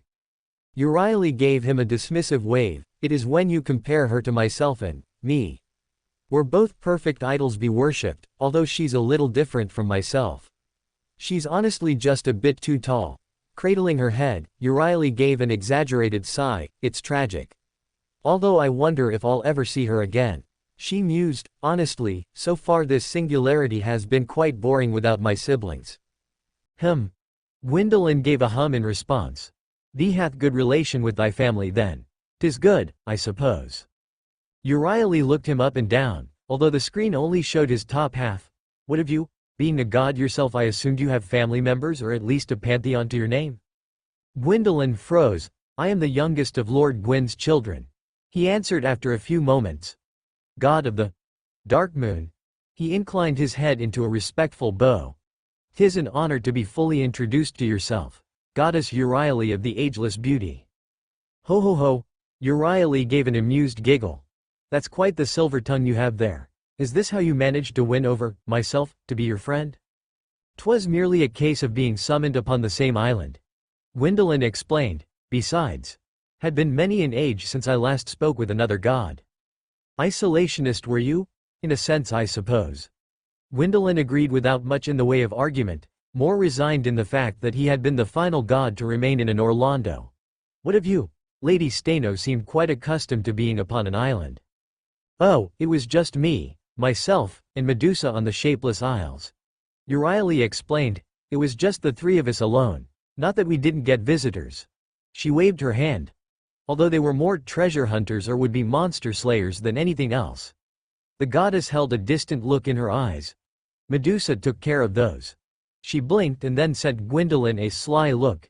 You've distracted me from the topic of your family, how slippery of you. Gwyndolin hummed in response. Well, she leaned forwards, resting her chin upon her hand and smiling. What of your family? I've regaled you with me and myself. I even told you about Medusa and all I know is your name. Come on now, don't be shy. Lord Gwyn was the Lord of Light. Gwyndolin explained, his voice taking on a more reverent tone. He who banished the everlasting dragons from the world and heralded the dawn of time and the age of fire. From his keep at the summit of the world, he governed everything the light touched, as was his authority over the world. Euryale remained stone-faced, slowly nodding her head. Sounds similar enough to the gods of Olympus. She nodded over to where Artemis was. You already know about her. We've met. Gwyndolin pursed his lips. She still acts the simple one, doesn't she? If you mean, love-drunk airhead, then yes, Euryale giggled, she does. HMPH. Gwyndolin crossed his arms in front of his chest. Lips curved into a mild frown. She had her moments when we last spoke not long ago, but I have since come to the conclusion that is how she is. Oh, I imagine it's just because of Orion. Euryale waved her hand. At Gwendolin's head tilt of confusion she elaborated, most other men who even dared to look upon her would often find themselves cursed to death. She's quite selective in who gets to converse with her so casually. Perhaps then she is not so hopeless after all, Gwyndolin mused. Well, any other gods. Orlando was the city of the gods. Gwyndolin explained, there were dozens of them along with the race of lords who inhabited the city below us. Most were the holders of lesser authorities or domains on the world. Siblings? 3. Gwyndolin replied, the oldest was a war god. The second eldest was a goddess of bounty and fertility? Probably not as pretty as me and myself, Euryale interrupted him. Gwendolin's lips thinned as he stared at her. What, you don't think it's true? She narrowed her eyes at him. She was regarded as the growth of the land. For as long as the sun shined in Orlando and she remained within the city, it was said the age of fire would never end. How colorful. It served its purpose in belief. Gwyndolin admitted, despite whatever else that occurred. He sighed. My second oldest sister was Philionor and she was the goddess of time. He paused. Although she assumed the matriarch role of the ringed city, so my time with her was short. Then there was my adoptive younger sister Yorshka. Only names for 2 of the 4? Euryale raised an eyebrow and shrugged. I suppose it's only natural for some other gods to have problems with their family. Not everyone can share the connection that me and myself have. Gwyndolin stared at her. In Medusa? She narrowed her eyes and gave a tight smile. That was quite clever of you there. Although I still gave you Medusa's name and she was very happy to spend time with us. Why would she not? Well, their names do not matter, so, Guinevere. Where did you? Hovel. Gwyndolin pursed his lips. I assume the bishop let it slip. Euryale raised an eyebrow. Quite the reaction. No, she smiled. I wonder what manner of face you would make behind that helm of yours. Thou art much like thy sister. Art thou? Gwyndolin gave a huff. 'Tis expected, given thy naming conventions. Obviously, Euryale replied in a mischievous tone. We are practically one and the same. Senpai. Mash tilted her head as she approached the master. The boy looked up towards her with his mouth covered by a simple fabric mask. Her eyes flickered down to the wyvern he was part way through skinning and then back to him. You're doing it yourself? Yeah. Ritska's muffled voice came from behind the mask. Figured I'd lend a hand. He looked down by his feet at Orion. How am I doing? Not bad, kid. Orion nodded his head, looking towards Mash. Aren't I a great teacher, Mashu-chan? Please praise me in the form of a tight who. Darling, Artemis' dangerously low whisper carried over the wind so that it sounded as if she had whispered into everyone's ears. Orion's jaw snapped shut and the bear looked down. I would like to retract my earlier statement. Ritska snorted and looked towards Mash. What did Drake have to say? Most of our supplies are still accounted for. Mash informed him. Asterios-san just finished moving the ship onto the beach, so we should be able to begin repairs on the Golden Hind before nightfall. She paused and frowned. Although how long it takes to repair this ship is something else. Her eyes moved away from him and fell onto the distant horizon, and the sun which was slowly lowering in the sky. We might only have a few more hours of sunlight left before it turns to dusk. Following her line of sight, Ritska stared across towards the setting sun as well, frowning behind his makeshift mask. Still don't know where Blackbeard is though. They aren't currently within a 2-mile radius of you. Romani's voice came through the communicator. We're still working on getting specific readings of the region, but we can be certain that they aren't in your direct proximity. That's a relief then. Ritska let out a breath, turning back to the wyvern. He then paused as he saw both Havel and Sanora with a far greater pile of wyvern skin in front of the pair of them. He then looked down at his own half-done lizard and then back to the pair of them.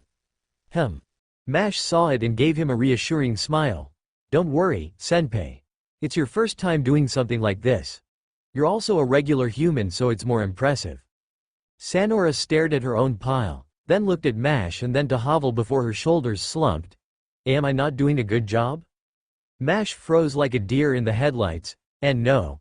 You're doing a very good job, Sanora-san. I'm sure that Captain Drake will be very happy. Ritska frowned. Where is she anyway?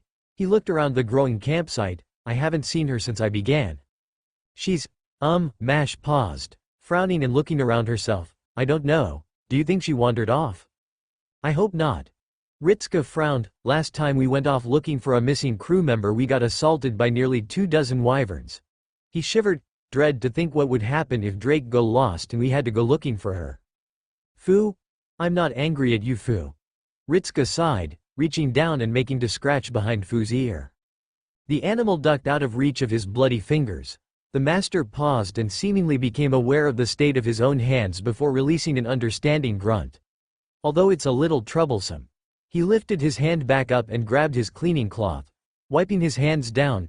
Given the fact we ran into a rather large flock of wyverns and have already encountered a monster from Ash's world, I'd rather not be caught by surprise. Oh, Sanora broke out of her slump and looked towards the master. You encountered a monster not of this world? Which one was it? Mimic. Ah. The woman slowly nodded her head. Unfortunate. I'd only ever heard reports from some of the venturing knights about them, but none of the stories they told of them were particularly bloodless. Well, it's made me more suspicious of treasure chests, that's for sure. Ritska joked. Think I'll make sure someone hits them first or something. Common. Pole. Icy. Havel grunted as he pulled the hide away from the wyvern, throwing it onto the growing pile. Much. Saf. I believe you. Ritska nodded his head. Probably have to do that in the future then. The master continued to look around as the frown grew on his face behind the mask. Although has anyone actually seen Drake? Heaving the tree upon his shoulder, Ash turned around and stopped as the sound of a caw entered his right ear. Frowning, the saber turned his head in the direction of the bird call and looked up, soon discovering the deep black crow staring down at him with an unusual focus about it. The bird let out another caw, tilting its head and shifting its gaze until it locked eyes with him. Ash stared back at the bird, feeling a deep cold begin to take hold of him the longer he stared at the crow. Never see a crow before? Ash jolted at the tone and immediately snapped his attention to the voice before his lips thinned. David watched his reaction with a raised eyebrow. Am I really that frightening or something? Did you need something? Ash asked, shifting the trunk on his shoulder before giving the crow one final glance. The bird sent a single look towards David before letting out a louder call and then spreading its wings wide, flapping away and disappearing off into the trees. David watched the bird leave with a raised eyebrow. Is it normal to see crows all the way out here? I would not know, Ash admitted, walking past David. My experience with birds is very limited. He paused. I did encounter them, however I never stopped long to think about their behaviors. His eyebrows furrowed. Unless the Corvians count, in which case my experience with birds is actually quite terrible. David chuckled. Somehow, that does not surprise me. You seem the sort to have lived a troubled life. It was life. Ash shrugged. I will not deny I was met with difficulty, but I did not allow it to take hold of me. That's a good mentality to have. David agreed as he walked alongside the unkindled on their return to camp. Keep the mind focused on the task at hand sort of thing. Clear goal of what you want to achieve. More or less, yes. Ash nodded his head. It helped that they were simple goals to follow. Admittedly, a simple goal was more complicated in execution, but the point remains the same. No time for anything else. Distractions. Ash dismissed. The less time I spent on my chosen path, the more likely I was to lose my way. I will admit that some tasks I performed did not adhere to my overarching duty, but they still worked to benefit me in a practical way in some capacity. Therefore it was acceptable. David hummed as he nodded his head. Heard you were a warrior of sunlight, was it? I am. Ash nodded his head. We are a covenant whose mission is to aid our summoners upon our arrival, whatever the job may be. Not too different from what you're doing now then. There was a very small learning curve. Ash agreed, but it is more in line with what I am used to. Fate of the world. Yes. Oh. David blinked, then gave a shrug and a smile. Seems as though you've at least got experience in that regard. He paused and sent Ash an inquisitive glance. So how did the Sunlight Covenant benefit you in a practical way? I can't imagine being summoned away to help others was something that was a short endeavor. It wasn't. I'm not insulting you. David reassured. It's actually quite noble, isn't it? Going out of your way to help other people. I approve. It's a very admirable deed to help others even if you don't know them. Ash stopped walking, his lip quivered slightly. That is, he continued on, I do not know if it is admirable or not. My summoning involved slaying the heir to fire within the location so that my summoner could pass. The point still stands though. David went on. Who knows where those people would be without you? They'd have passed through eventually. Ash dismissed. Given enough tries, they'd have figured out a solution. I just sped their journey along. There is such a thing as being too humble, you know? David pointed out with a wry smile. I know being too prideful is a sin. But that doesn't mean you can't at least show some pride in your own hard work. Maybe you were simply fulfilling God's plan in your own limited capacity, but you can at least take joy in the way you played your part. Joy, is it? Ash muttered under his breath. I remember telling the firekeeper about the first time I was summoned to help. His lips thinned. She smiled as said it was very noble of me to aid other unkindled like myself. He shrugged as best he could. If she believes it to be a noble deed, who am I to disagree? David stared at him, a curious thought coming to his mind. Why did you keep helping them? Ash stared at him with a peculiar expression. It provided me with a purpose to fulfill. My efforts were meaningful in some way and because the firekeeper said it was noble. He replied as if it was the most obvious thing in the world. Hearing of my endeavors made her smile so. So, he looked away, stealing his expression. I just thought it would be nice if she smiled more. That's a selfish reason to do something like that. David pointed out, going out of your way to help others just so your own Abishag can smile. He paused and allowed himself a genuine smile. But I won't say that's a bad thing. It's all right to do great deeds if at the end of the day, it's something you want to do to warm the heart of a maiden. He threw his arms wide. After all, it's why I want to build a temple to God. Ash stared at him. Admittedly, I am a servant of God as well. David went on. Therefore, it is only right I build one for him. However, if it just so happens to make me closer to meeting with Abishag, then that is all right as well. He unashamedly added on. That is just how it is. He paused and tilted his head. Still, is that how you determined something was good? Because this girl smiled at you? Ash blinked at him. Cecilia always smiled when she was gladdened by something and frowned when something saddened her. He shrugged. She had been alive longer than I, so I trusted her to be more informed as to what was right and wrong. David blinked at him, then made an O shape with his mouth. I see.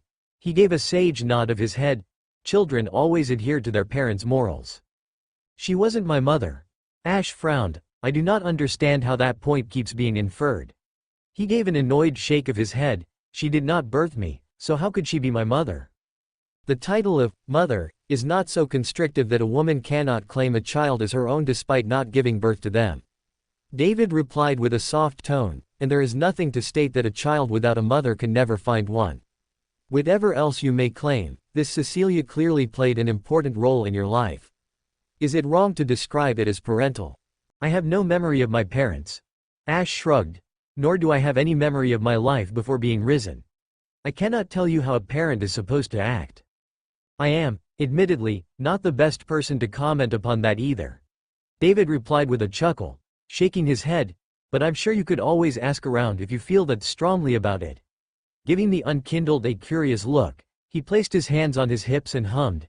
Has she been summoned yet? I realized that this Chaldea obviously has quite the gathering of heroic spirits to it so far. Not yet. Ash shook his head. It is unusual to return to a place with the knowledge she is not there. I did encounter her in a previous singularity, however. It is how she was able to acquire the name Cecilia. Cecilia. David nodded, tasting the name. I like it. Very beautiful. Ash gave him a pointed look. The man raised his hands. Don't look at me like that. I'm just saying it's a nice name is all. I wouldn't dream of making moves upon your mother. The man seemed to debate something in his head before continuing on. At least not until I actually met her. Ash's look seemed to intensify. Is there a reason you are here and not helping the others? He eventually asked the man with a slightly suspicious tone. David gave a hearty chuckle in response. I'm a shepherd, not a butcher. David explained away. I'm afraid I'd be quite useless with the whole gutting wyverns process. I'd never even laid eyes upon a wyvern until recently, so I'd be even more useless. A silence descended. Also, it's gross. And you haven't aided with the carrying of supplies and materials because I don't want to ruin my harp playing fingers. What's a harp, dear me? David shook his head. Never heard the beauty of sound, have you? Not to worry, my good man. I shall endeavor to indulge you. He smiled. I am quite the talented player of it, if I do say so myself. Ash gave a disinterested hum in response as he approached the camp, David walking alongside him as the unkindled dropped the tree with the growing pile and turned away. Not getting far before Drake's voice carried out across the beach. Break time. Ash stared in her direction before making to continue on. Not going to take a break? I do not need one. Ash replied with a blank expression. The living crew might be in need of rest. I am not among their number. Myself and the other servants can continue on while they recover. David stared towards the camp with a raised eyebrow. Are you sure? Because they seem to be joining the crew. They're what? Ash looked over his shoulder and, sure enough, the other servants were already gathering around a makeshift campfire. He frowned. Is it wise for us to dawdle? It is entirely up to you.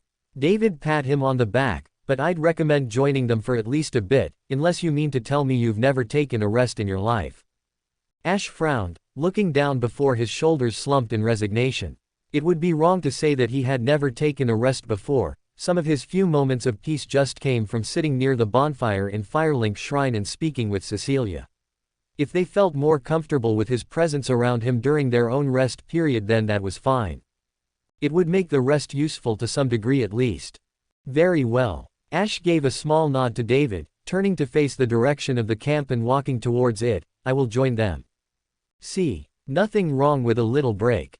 David chuckled as he walked alongside the unkindled. It does wonders for the soul, and if God truly intended for us to work every single hour of every day, he'd have never made it so we can get tired. It was telling, Ash thought, that he had never felt tired in his life then. Ash-san. Mash waved him over as soon as she caught sight of him, gesturing to the log she and Ritsuka were sat on. We didn't know if you would join us. Happy you did though. Ritsuka gave him a half smile. Feels like we haven't had a proper break in ages. Likely because we haven't. Ash replied as he moved to sit down near the fire. Not since we departed Chaldea at least. More surprised you turned up. Drake commented from her own spot opposite him. Ash's eyes fell upon her with an emotionless feel to them. No, rest is for the weak, spiel for us. She tilted her head. Or, the more time you spend sleeping, the less time you spend doing your duty. Something along those lines. I have taken periods of rest before. Ash dryly commented, usually to think over previous engagements or simply, he cut himself off, never mind. Although if you would wish me to argue that as servants myself and the others can continue on unhindered. Drake waved her hand dismissively, my crew, still got to do what I say. Then I am here. Ash gestured to the crackling fire in front of him, resting as you command, for as long as you command. He nodded to Ritska, or until he tells me to stop. Drake gave him a slow blink. All right then. She scratched her cheek. Strategize you say? Not a bad idea. Haven't had a chance to talk about Blackbeard's group. She pointed out, looking to the servants. So, anyone got any ideas? Their saber was well trained. Archer pointed out as he brought over the stew that he'd been making since earlier. Not one I would recommend engaging in a fair fight. He frowned, strong too, considering he was able to briefly contend with the berserker over there. He nodded towards Asterios. The Minotaur let out a low growl. So just gang up on him or something. Seems dishonorable. Sanora grumbled to herself, crossing her arms across her chest. A knight should not have to worry about being backstabbed in a duel, or challenging a trespasser only for them to pull out a staff and begin unleashing spells. Hobble grunted at the latter part of the argument. Sork, sir, scum. Fortunate then, that very few of us here are knights. His eyes fell upon Oscar. The man sat with his hands resting atop his knees and staring at the fire. Do you have issue with it? HHMPH. Oscar jolted out of a trance, looking up to Archer. Pardon? Sorry, I was absorbed in thought. Archer raised an eyebrow at him. The guy in armor. Drake clarified, we're gonna jump him with numbers. Oscar remained silent. Do as you will. He replied in a quiet tone. If you believe that to be the best course of action, then I will not voice opposition. Still don't like it, Sanora huffed. Fine. If that is how you all wish to act. Could always just loose an arrow into his head from a distance. Orion offered, looking up at Artemis. You can do that, right? Of course, darling, Artemis beamed. I can easily do that if you want. Ritska scratched his chin. What about the assassin? He seemed quite good as well. He nodded to Mash. He was able to cut Mash too. It was not as deep as I feared, Senpei. Mash replied, but perhaps it was something related to the servant. Boudica hummed in thought, perhaps a servant who is particularly skilled at killing women. Mash frowned, it's possible. What do you think, doctor? It's not unheard of to have servants with specific traits geared towards a specific target. Romani replied in a clinical tone. Even Ash is an example of this with one of his skills, designed to kill beings of mystical nature. Although having a skill geared specifically towards killing women. He hummed. I'd recommend caution if that is the case, perhaps try and defeat him with the male servants. Ritska nodded his head. We never got any of their names, did we?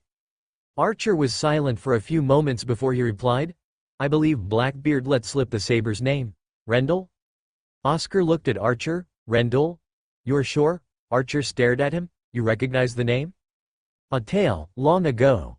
One of the neighboring kingdoms of Astora was the land of Balder. When the curse of the undead first began to appear, Balder suffered worst of all with many of its people falling victim to it. The knight frowned. It was around 100 years before I myself made the attempt, but the Night King Rendell was said to have led his people to Lordran for reasons unknown and were never heard from again. A king, Drake scratched her chin, king of knights as well. No wonder he's apparently good with a sword. She frowned. Then there's that, Sammy. Strange name for an angel. Ritska mused, then widened his eyes. We're not dealing with an actual angel, right? No, Romani denied. For starters, angels exist on a completely different texture to humans and cannot interact in the world in any great capacity.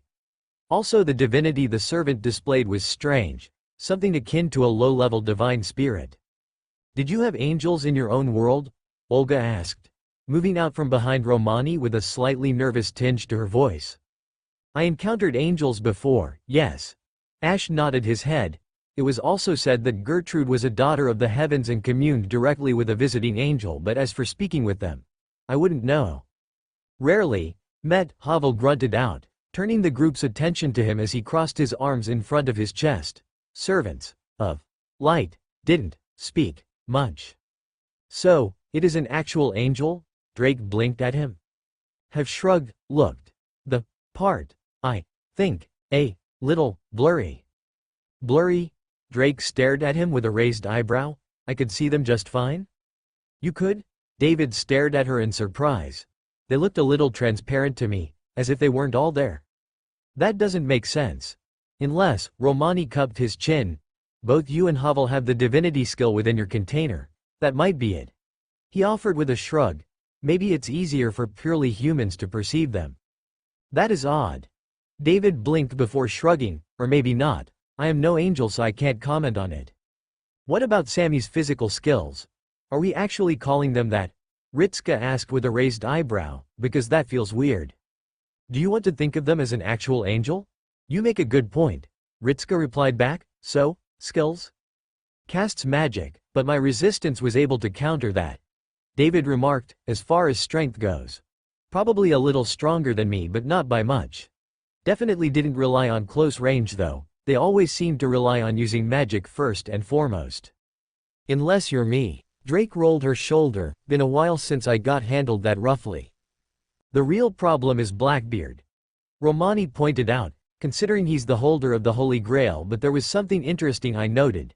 He looked off to the side, pointing towards one of the monitors and attracting the director's attention to it. The woman frowned as she read the readings. The moment Berserker was killed, the strength of his signature decreased. She read aloud. Is it a noble phantasm based on the servant complement? It's entirely possible. Romani agreed. It would also make sense why he would want an actual goddess upon his ship aside from, well, his features scrunched up, other reasons. He already has a being of high divinity on board. Olga nodded to herself. That would explain how he was able to reuse his noble phantasm so quickly, holder of the Grail or not. We already knew that we'd need to take out his crew. Ritska pointed out. Although this does explain most of it, so we should take out the angel first? That is what I would recommend. Romani nodded his head. The angel and Rendell are clearly Blackbeard's top servants he has on board, which makes them the heavy hitters. He looked away. Ash, you were attacked by his other two servants. What can you tell us? The women were well coordinated with their roles. Simple. Ash replied. The taller one used a ranged weapon to distract me and provide openings for the smaller one to exploit. I can deal with one of them easily enough. Working together they pose a greater challenge. So splitting them up would be a good idea? Ritska surmised. And the other archer? Halflight. Ash nodded his head. I can handle him easily enough. The issue is his bow. The weapon is enchanted to make the arrows invisible until after they strike you. As for his sword, he trailed off. It's short range but powerful. Provided I can get close and stop him from swinging it or can avoid the swing itself, it poses no danger. He frowned. However, his generation of light spears is what grants him an edge. They will either float above his shoulders or erupt from the ground. He explained, should you see crackling light, I'd recommend dodging. He'll probably go for you though. Drake pointed out, so I assume you can take care of him. I can. Ash nodded his head. I was the one who killed him in life. Another one? Olga could be heard grumbling to herself. Why are we always encountering servants that have been killed by him? And he seems to hold a particular vendetta against me, he went on. Something about a city, I believe. David hummed while scratching his chin, a lot of colorful accusations. The ringed city. Ash nodded his head, and he is not incorrect. The city only survived as long as Philionor was asleep. The moment I woke her, the spell which protected it from the ravages of time came undone. He shrugged. Although I did not personally kill every single denizen of the city. So why did you wake her? Ritska asked, leaning forward slightly. I was tasked with getting the dark soul from the pygmy lords along with Gale. Ash explained. I was informed that the Church of Philionor was the most direct route towards obtaining it. Silence descended upon the camp before Euryale asked the very simple question. Were you aware what would happen if you woke the goddess? They made no effort to hide the fact ruin would befall the city. Ash replied unashamedly. However, what befell the city was not my concern. By its end, I succeeded in obtaining the Dark Soul and the Ringed City is no more. And Philionor? Euryale inquired further. She knew they were Gwendolyn's older sister and were now more than a little curious about it. Dead. The reply was quick and without much in the way of emotion. When time caught up with the city she was little more than a skeleton. The silence seemed to grow heavier. The only sound to be heard were Havel's repeated tappings on his arm as he continued to stare into the fire. Ash-san, Mash stared at him. You wiped out a city, Boudica finished, staring at him with a disturbed look. Was there no other method? Ash blinked. If there was, I did not search for it. I was simply told that to awaken the slumbering princess was to be granted access to the Dark Soul. He shrugged. It did, so I have no reason to complain. And all those people? Sanora growled. What of them? What of them? Ash tilted his head, furrowing his brows at her. From my understanding they simply died of old age. Philionor's waking meant the city was no longer in a separate time from my own. It suffered the exact same fate as all other cities in the world.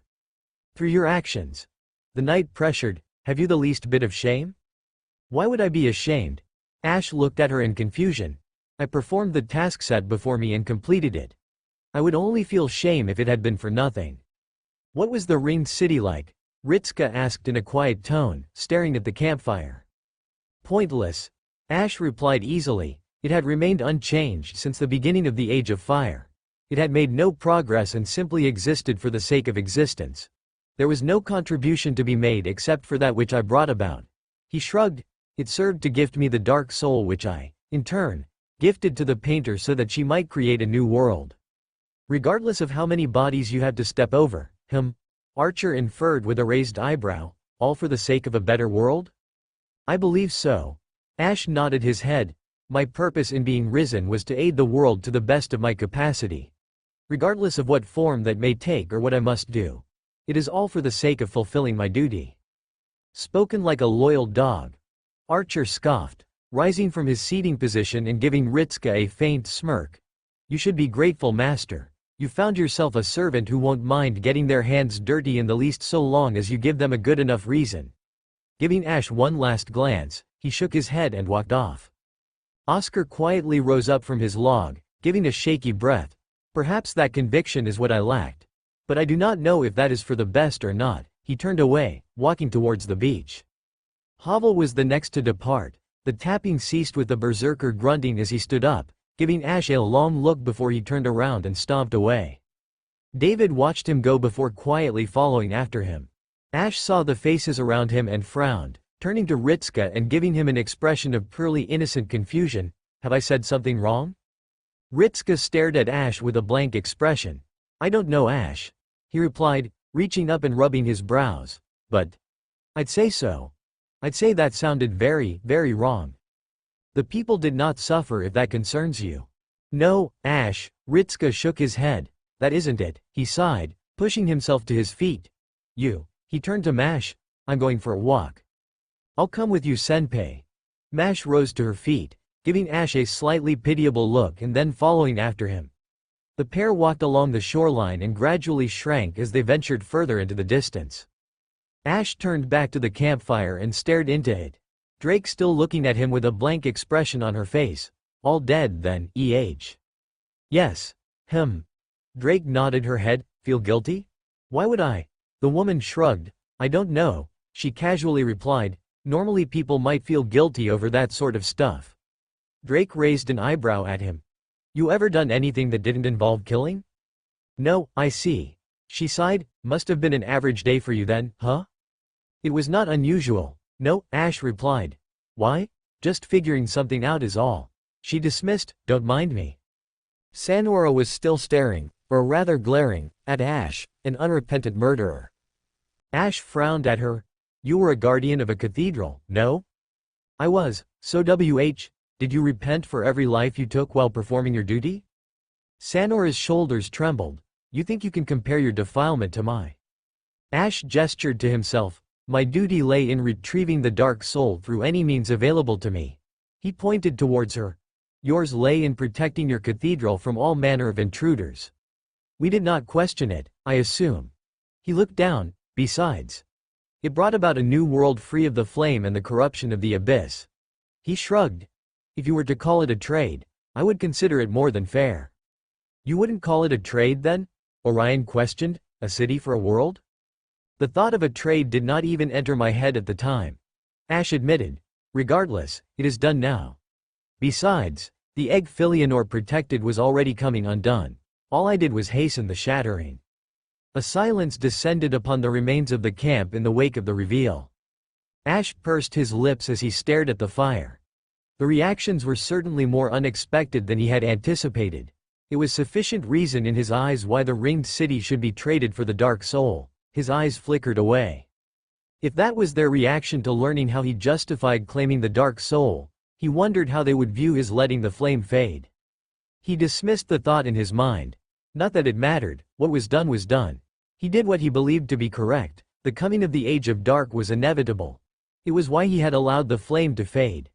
Sacrificing himself for a ritual which was ultimately meaningless made no sense to him. There was nothing to be gained in the least.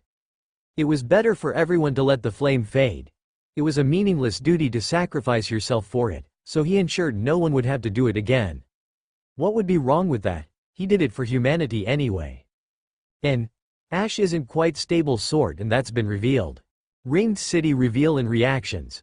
Ritska going for a less than enthusiastic walk in the woods. Fun times all around. Now then, it was obviously the Dark Lurker, so you'll want some stats for them, won't you? You greedy guts. No dialogue though, because they don't speak, but you can infer relationships they have. Dark Lurker, Sammy, servant. Caster strength, C. Endurance. B. Agility. D. Mana. B. Luck. B. Noble phantasm, C. Legacy of Old Kings. C. Init unit self, max target. 1. Max range. 0. Splits into 2 beings. Stats remain unchanged. Class skills. Territory creation. D. Item construction. Magic resistance, C. Does not extend to lightning-based attacks, degraded to rank D. Fragment of Old Lord Soul. E. Similar effect to Divine Core of equal rank. Personal skills. Dark Sorcery. B. Pyromancy. B. Limited to a simple attacks, however they are potent. Inhuman disposition. A. Plus mental attacks pose it no danger. Emissary of Light. B. Because their role is to prevent the spread of the abyss, it is only visible to those with human blood. However, the greater the dilution of humanity, the more difficult they are to perceive. The Dark Lurker gains bonus advantages against those that are purely human. Instant teleportation. C. Can move through short-range gates.